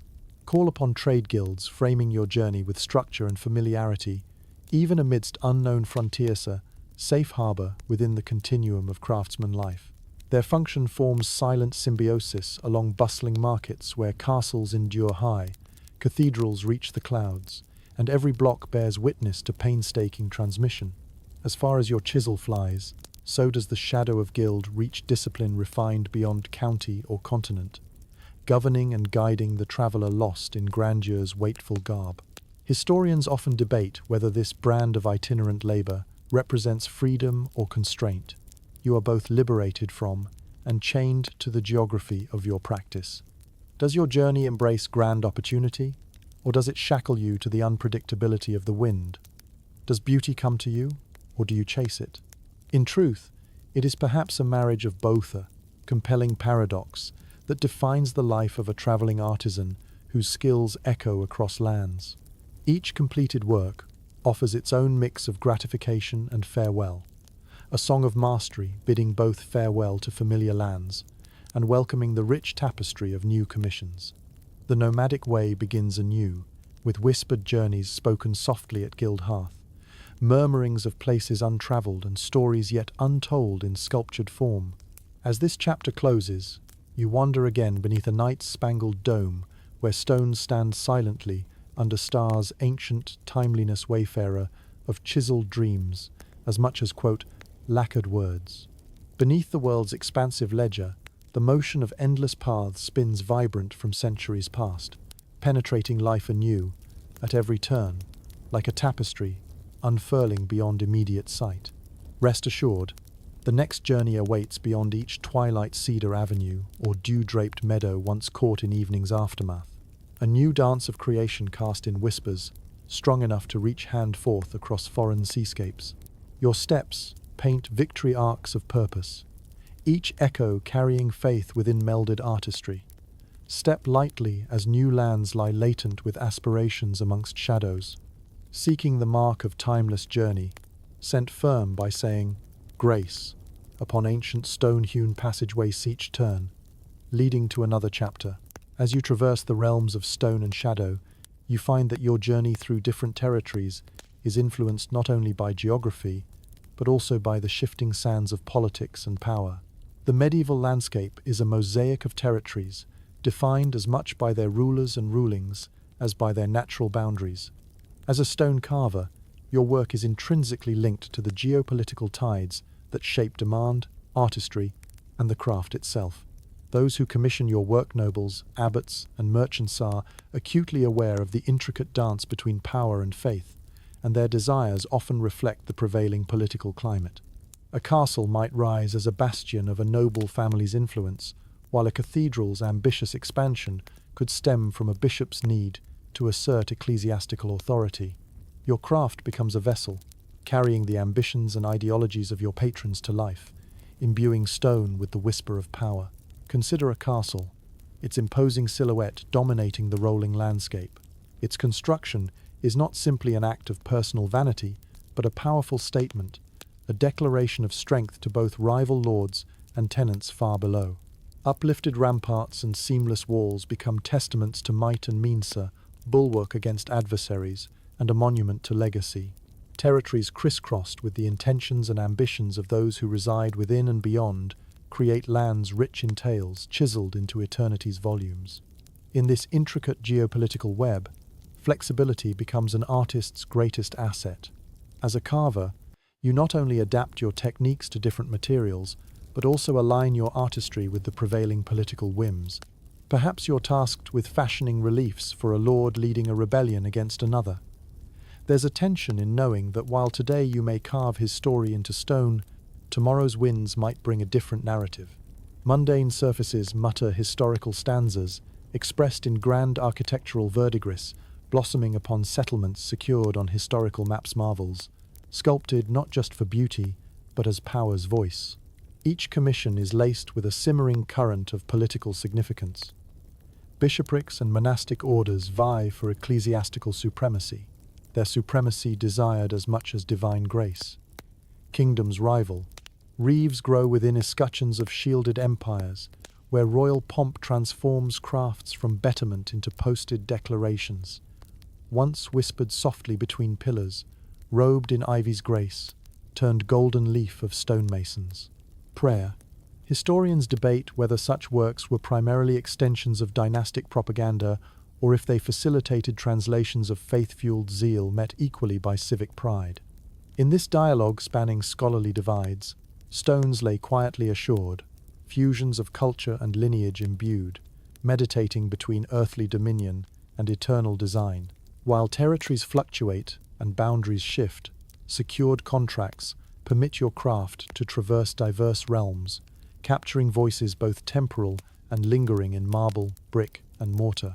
The challenges and inspirations encountered along these shifting borders become the scaffold for artistic exploration, carved into penetrating contours wrought by impermanence's embrace.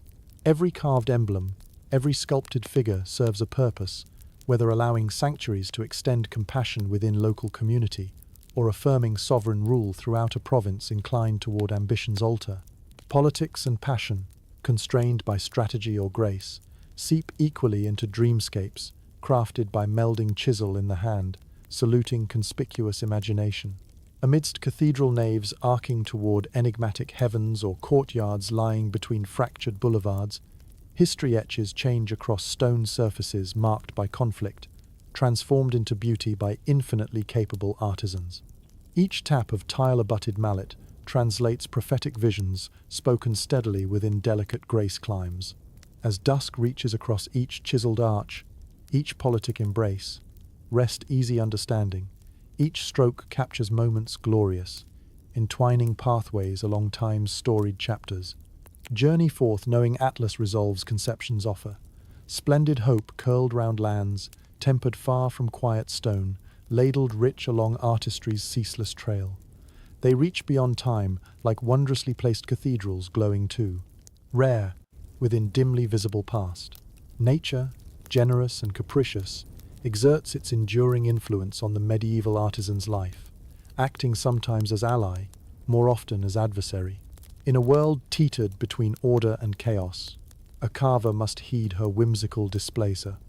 Reminder that despite human mastery over stone, it is nature that prevails, imparting formidable lessons in humility. Picture yourself standing on the precipice of a great hill, surveying the lands below. There are days of idyllic charm, where sunshine bathes the landscape in golden light and the air carries the soft hum of bees. Stone yields readily under such conditions, shaped by hands guided within its congenial embrace. Yet comfort is fleeting, for nature's whims can pivot with untamed ferocity. The medieval landscape is woven with tales of elemental upheaval floods that sweep away entire villages, storms that pummel fledgling structures, and fires that rage beyond control's grasp. When nature asserts itself with such violence, everything changes. The stone that met your chisel's dedicated grip can just as easily become part of a ruin, a testament to both human ambition and nature's relentless truth. Everywhere, history echoes. Stories of buildings that fell as the earth heaved beneath them, of cherished projects forced to bow to wind's cruel embrace. Bridge a symbolic and literal span across seasons with fragile reliance, their arches beaten by tidal flux, recording whispered warnings journeying on capricious courses. These become metaphors for life's temporal nature, resisting ruin till grand release, teaching lessons alight with poignant beauty reserved against time's biting testament. Yet, where destruction reigns, unwavering determination emerges within those who embrace resilience's creed. The stone carver faces these tempests, not with despair, but steely resolve, grasping the potential for rebirth snagged within ruinous edges. When floodwaters recede, when clouds depart, out from the wreckage steps creation anew, spurred by the chance to begin again. Here lies the vibrant tapestry of community spirit, the rallied artisans and labourers, uniting for restoration amidst trials presented by a vengeful climate. It's a call, echoed through generations. Together, they build not just anew, but stronger, more inspired, drawing upon past learnings to ward off calamity's impending shadows. Each block of stone, newly cut and poised against skybound cipher, becomes a prayer against future catastrophe, always hoping for permanence, though knowing earth will forever dictate terms. A carver's trade requires not just skill, but resilience, a vital instinct for seizing simplicity amidst tribulation, recognizing life's cyclical balance through nature's revolving spectacles. You learn from failures made precious by their offering, your hands recuperating wisdom, even as dreams remain dashed atop misplaced foundations, invisibly cradled in expectation. Historians often ponder whether it's the power of destruction or the strength in renewal that best defines these times. Does nature's wrath chastise humanity's hubris, or beckon greater glory among renewal's stalwart talons? Indeed, perhaps both. Destruction and creation, pulling hand in hand, continue this ancient pas de deux.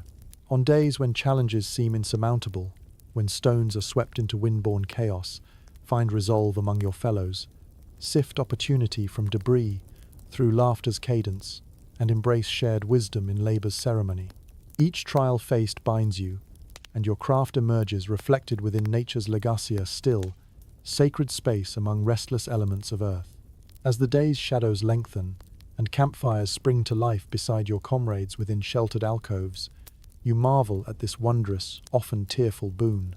Gazing into glowing embers, listen intently to stories passed down, spoken by those who came before, and who, like you, wove their legacy into nature's expansive hierarchia, song of unending resilience permeating beyond stone, you air.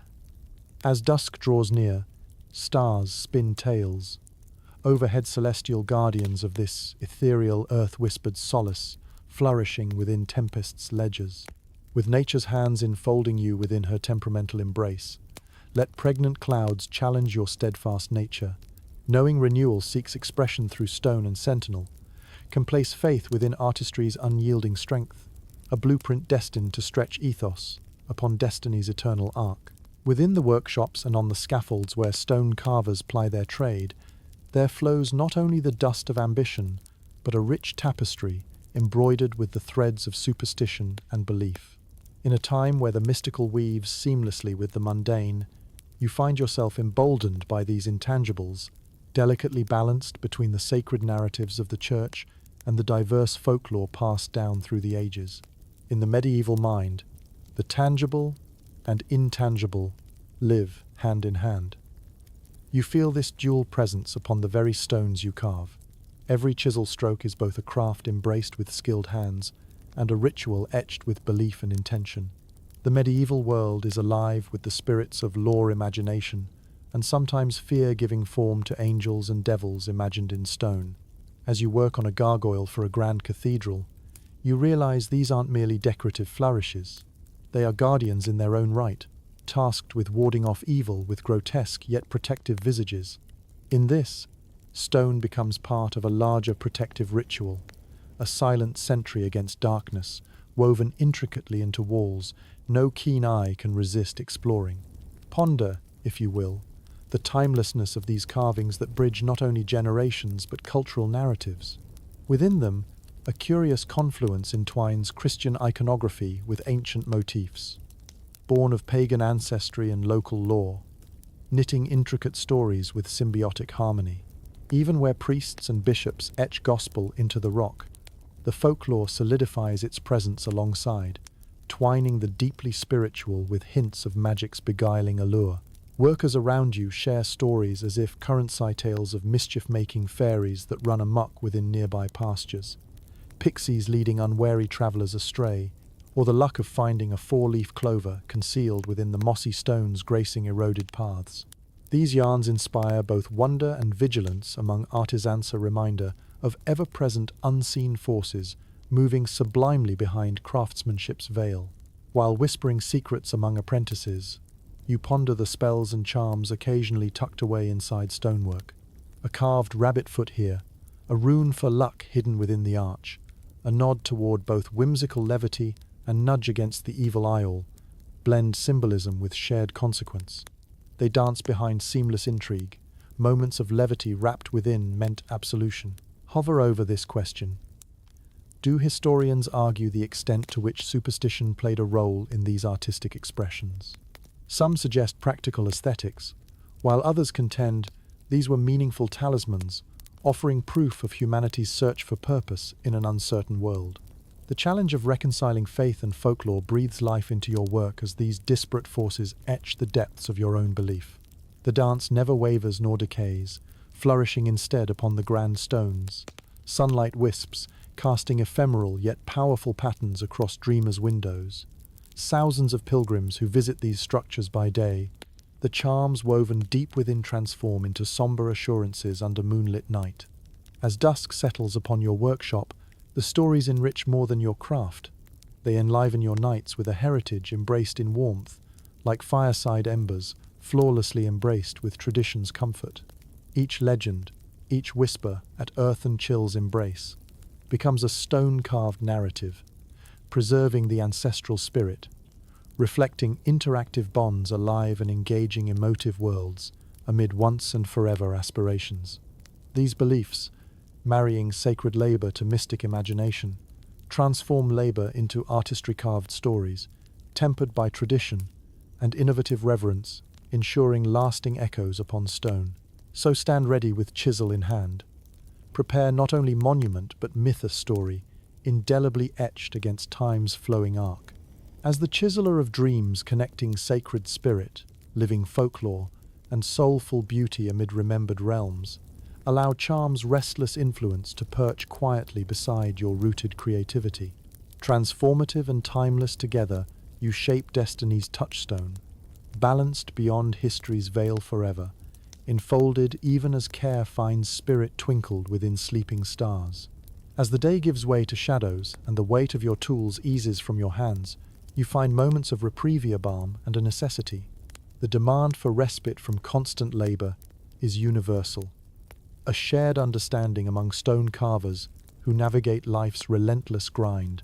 Finding pockets of leisure, scarce as they may be, becomes an art as intricate as carving itself, a respite blending earthbound fatigue with ethereal delight. Imagine, if you will, how these respiting moments unfold amidst the heavily structured life of medieval Europe. Leisure is not merely the simple act of rest, it is a restorative practice, allowing craftspeople to find solace away from hammers and hardship. Down the curling cobbled lanes, the village breathes with evening's approbation, a haven from the toil that commands the day.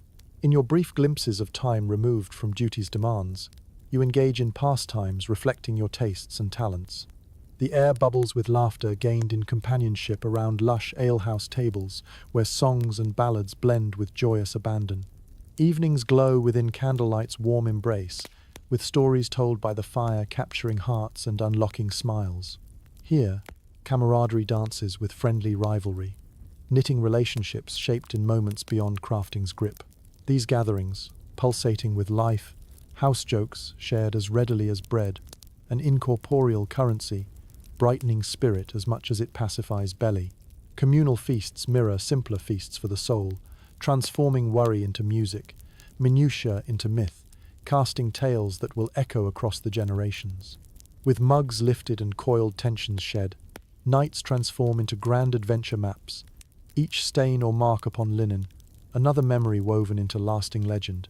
The games of chance and skill often draw enthusiastic participation, Stone carvers might play dice upon time-worn tables, or engage in medieval board games, a stratagem's delight that whispers through generations, capturing strategy's fluttering heart like stones securing gravity. These games become echoes of battles fought in intellect, affording moments where victory lifts weary morale or losses birth good-natured ribbing. For some, solace and inspiration find themselves entranced within nature's serenadino, surprising, given that stone carvers draw their canvas from Earth's generous bounty. The gentle riverbanks beckon tired craftsmen, offering opportunities to fish and reflect in tranquil splendor. Here, enveloped by rustling leaves and whispering waters, cares trickle away, replaced by tranquil contemplations before tomorrow's dawn draws forthcoming, shouldering fresh weight again. In the quietude shared under the evening moon, creative endeavors linger just as prominently within artists' souls. Sketches are drawn beside hearthside embers, chisel poised between dreaming fingers or reflected glimmers. Stories branch from shadowed patterns dancing along walls, filling nooks with imagined adventures kissed by lamp flame. Those who feel the muse's touch continue weaving artistry, experimenting with design on fledgling canvas when clarity and play join hands beneath the crescent's watchful gaze. You learn that, in these intermissions, life is not sheltered beneath creatorship alone, that rediscovered joy breathes vivacity beyond task and trade. Despite each chisel's cutting sure knife, those hearts are meant to explore further horizons rather than remain confined inside earth and stone. Gentle whispers, in quiet friendship, give unhurried call to mount deeper impressions left beyond the known field. While the sun perhaps sets sooner than your longing bounds, refill spirits with echoes renewing from grateful peace. Ever more secure amid laughter's impotence against jaded clouds, companions found renewed gentleness, worn rough against crooked edges lost upon time. In those intervals taken lightly, the threads of this wondrous world converge upon synthesis, much like carved stone lending its unseen grace to narrative's template structure, articulated by heart and hand alike. Each moment reclaimed from life's custom forge reveals solutions reflecting genuine unrequited heritage, surrendering brief sweetness. Strategies both known and emboldened find holy fire exalted amid the crafted soul embracing gently careless ground beyond steel beam. Of leisurely games, learned simply beneath sky's swarming veil, trace angel's passage gently beneath temperament bursting brilliantly. While enduring judgmenty's joys and woes alike, learn to set beloved still poised, engendering hearth's announced ease to meet tomorrow aflame with courage, rather than, alas, concealed. This repose prepares you for the sounding dawn. As day ends and work once again fills your vision, remember that life's unpredictable charm dwells within embers. Beautifully bright learning reposes rhythm, revelled in quietly enduring rest, afforded by faithful stone's eternal arc. Make haste to weave whichever pocket paths offer you refuge, grounding and animating love, amidst carving's less forgiving ledger afloat. Amidst these spaces, recognize true leisure held, of soul replenished spanning air, weighted margins, rest for aspiration, communed meaning rendered by stone scaffold against enmant's call. Under the expansive sweep of the medieval sky, your labor in stone yields more than mere structures it births, artistry that dances between shadows and light, echoing the eternal interplay between the earthly and the celestial. In this world of rigorous discipline diluted with creative grace, you discover that yours isn't merely the task of shaping stone, it's a grand act of breathing life into the inert, allowing stone to transcend its static nature and capture the dynamic pulse of existence. Each piece of your work holds a story within, captured in the interplay of light and shadow, where the sun's rays caress the stone surface, creating patterns that defy the monolithic nature of your medium. The stone, though solid and immovable, becomes a canvas for lighter receptive field that welcomes the day's transitions, translating the sun's journey into ethereal symphonies. Pause for a moment and observe as the sunrise paints its soft golden hues across the cathedral's buttresses. These morning rays flirt with intricately carved reliefs, casting long shadows that seem to animate the stories etched into the stone. Saints and sinners come alive, playing out centuries-old narratives through the simple dance of light, their contours sharpening and softening as the day unfurls. These scenes morph as the sun climbs, bearing witness to the timeless tales rooted firmly in stone, yet ever-changing, like life itself. The day marches on, reaching its zenith, and the interplay intensifies. Light catches in niches and capitals atop grand pillars, creating a spectacle that compels even the casual observer to pause, marvel, and gaze skyward. In this breathtaking moment, your craft reveals its dual purpose and artistic expression, with practical, divine implications, compelling reflection within those who pass beneath. This play of light holds a sacred value beyond aesthetics. It's a reminder of the divine, an ethereal nod toward the heavens, grounding the soul's aspirations in the stone's solemn embrace. The shadows cast are as much part of this artistry as the carvings themselves. They allow the stone to articulate the enigmatic beauty of creation. Historians often muse over whether this intentional interaction of light and carved stone was purely incidental or a deliberate mastery of medieval artisans, versed not only in the physical but metaphysical properties of their craft. As you work, the answer seems self-evident. Such harmony, such intricate relationships with both nature and eternity, couldn't simply manifest by happenstance. Rather, it is an artist's intimate dialogue with every element at their disposal. Profound understanding translated deftly through chisel and light alike. The art extends beyond sunlight. Moonlit nights weave a more serene aspect into this symphony, where muted tones and softened edges whisper tenderness where daylight shouted brilliance. Once harsh lines fade into dreamlike contours, the silhouettes transform into serene expressions of grace, crafting pathways, guiding inner realms to embark beneath silent stars. The stone, in this gentle illumination, takes on differing moods, enunciating tranquility with profound serenity. Moreover, this interplay reflects the duality of medieval life, where solemnity meets joy amid the divine promise etched into daily existence. Just as night yields to day, so too does the soul find its rhythm, harmonious balance between toil and transcendence. Physical labor entwined with spiritual aspiration. These creations are not merely monuments to human achievement, but sacred spaces where material form is bathed in immaterial essence. They stand as bridges between worlds, accessible to pilgrim and peasant alike, casting bright reflections mirrored in whispered prayers, thundered against cathedral arches spanning aspiration's call. As dusk quickens towards nightfall and shadows extend, drink deeply from the visceral knowledge that your labor transcends both time and perception. Each carving remains an eternal witness to humanity's dance with divinity, captured in stone, a beacon of grace, challenged to withstand tests wrought by time's relentless embrace. Admire the subtle artistry, sculpted with both hand and lighter tangible dream enshrined in harmonious balance, speaking to one and all through the ages. So sleep tenderly beneath heavenward stone, whose heart resides entwined timelessly, with tales retold from moonlit accord, blended till dawn, a masterpiece, where life and silhouette blend, casting timeless resonance, unmistakable upon life's canvas of endless novellas, murmured quietly into listening ears, forever content among life's resplendent reflections. The relentless march of time, with its unforgiving companion, the Black Death, came to reshape the stone-carving landscape as profoundly as any chisel to stone. This plague, a spectre slipping silently across the medieval world, changed lives and landscapes with unbridled haste, leaving in its wake communities torn asunder and empty seats once occupied by vibrant artisans. The epidemic's reach and ferocity carved itself into history, a transformation wrought upon society that echoed with each chime of the death knell. Imagine, if you dare, the uncertainty and turmoil weaving through the streets of a once bustling town. Markets that once overflowed with chatter and commerce now lie silent, the air heavy with mourning and dread.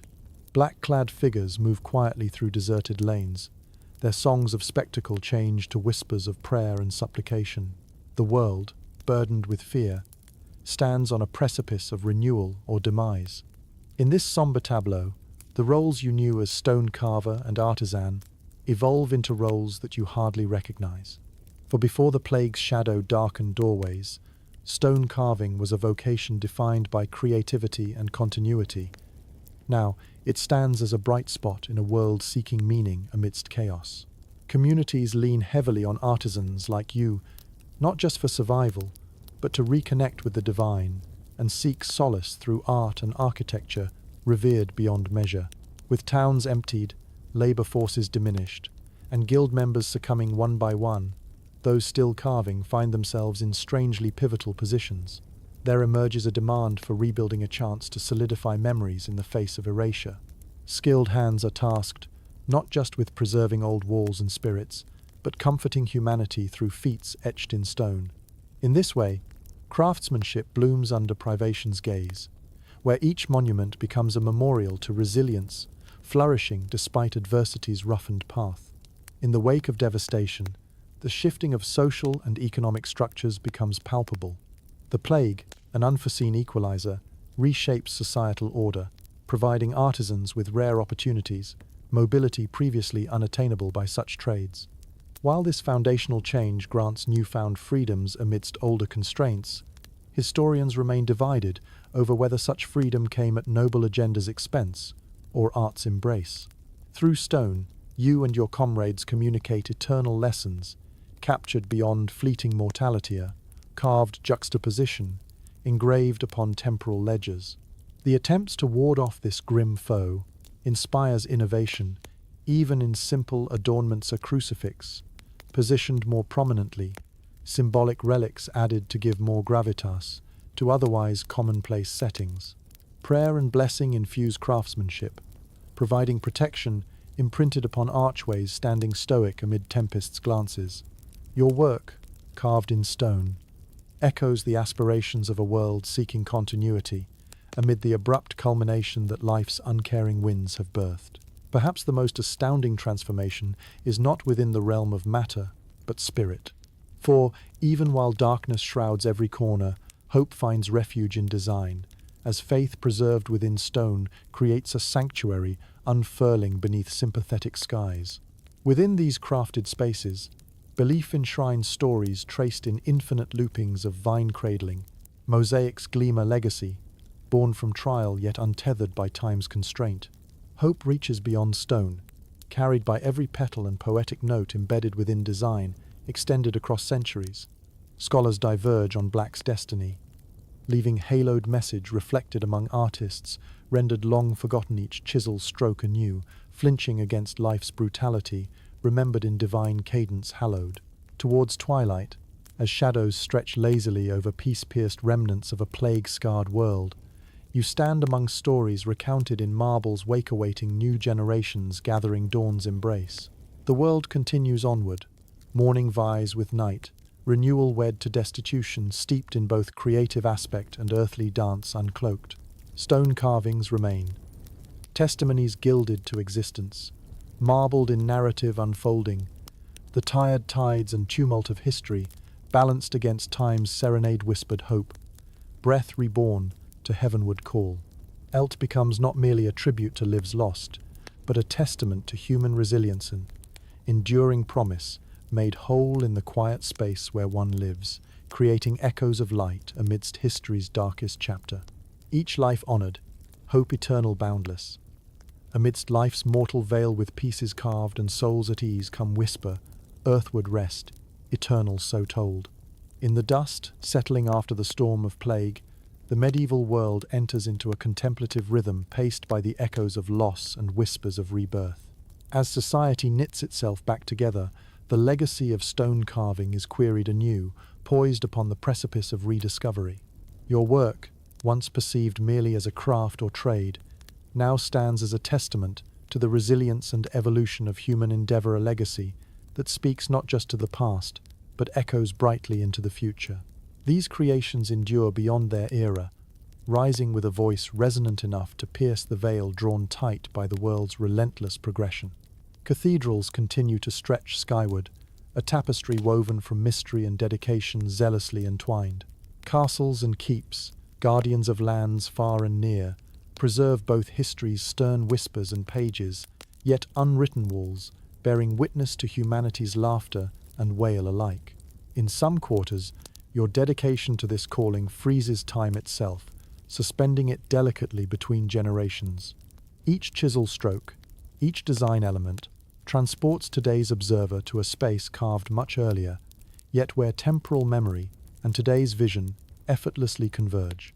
Here, the stalwart stones speak in a language unchanged, melodiously weaving old into new, inviting reflection upon the skilled hands once responsible for crafting landscapes both familiar and surreal.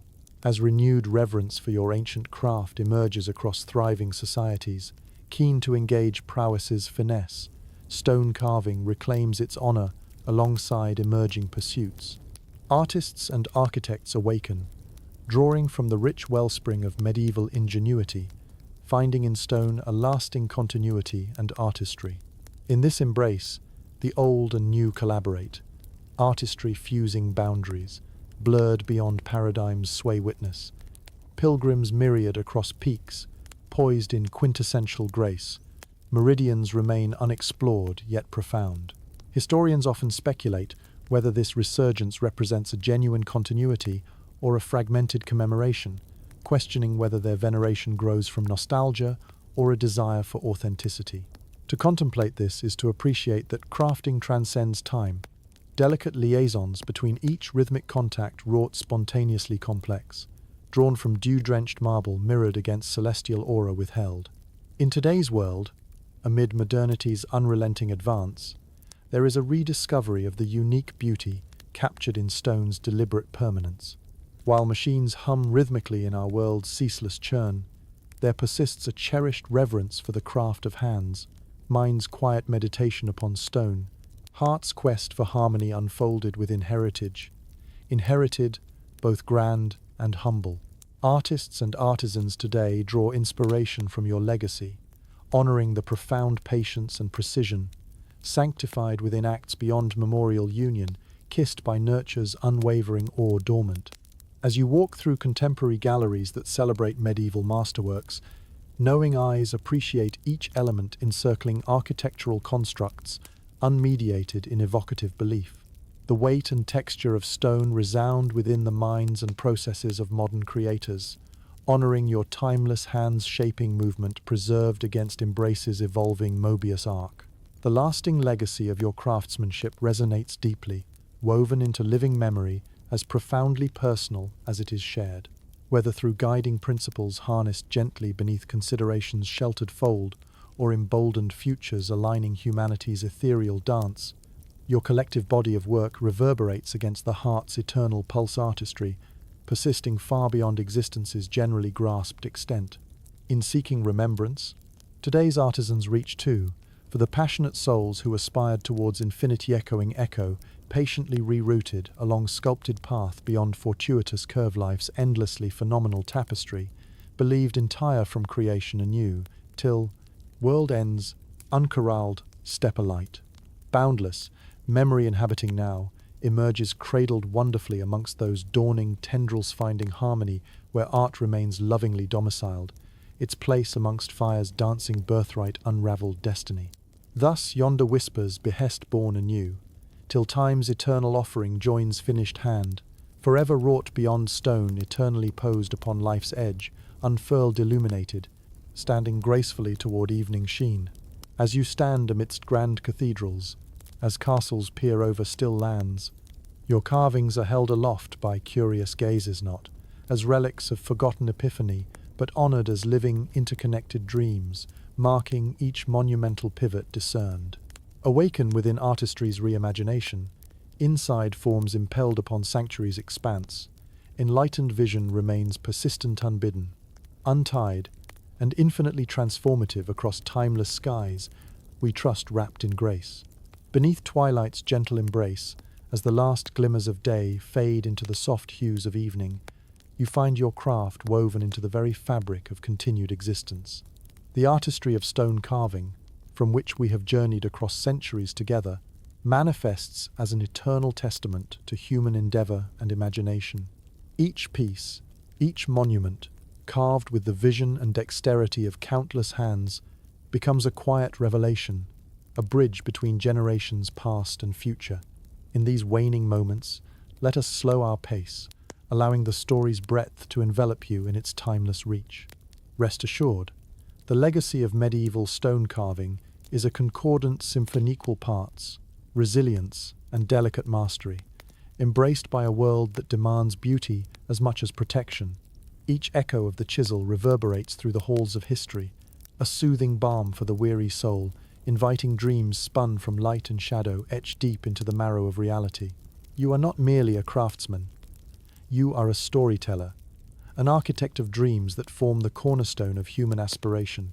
The narrative, sculpted from raw stone, reflects more than mere skill or laborit, whispers of the intangible magic that life itself breathes.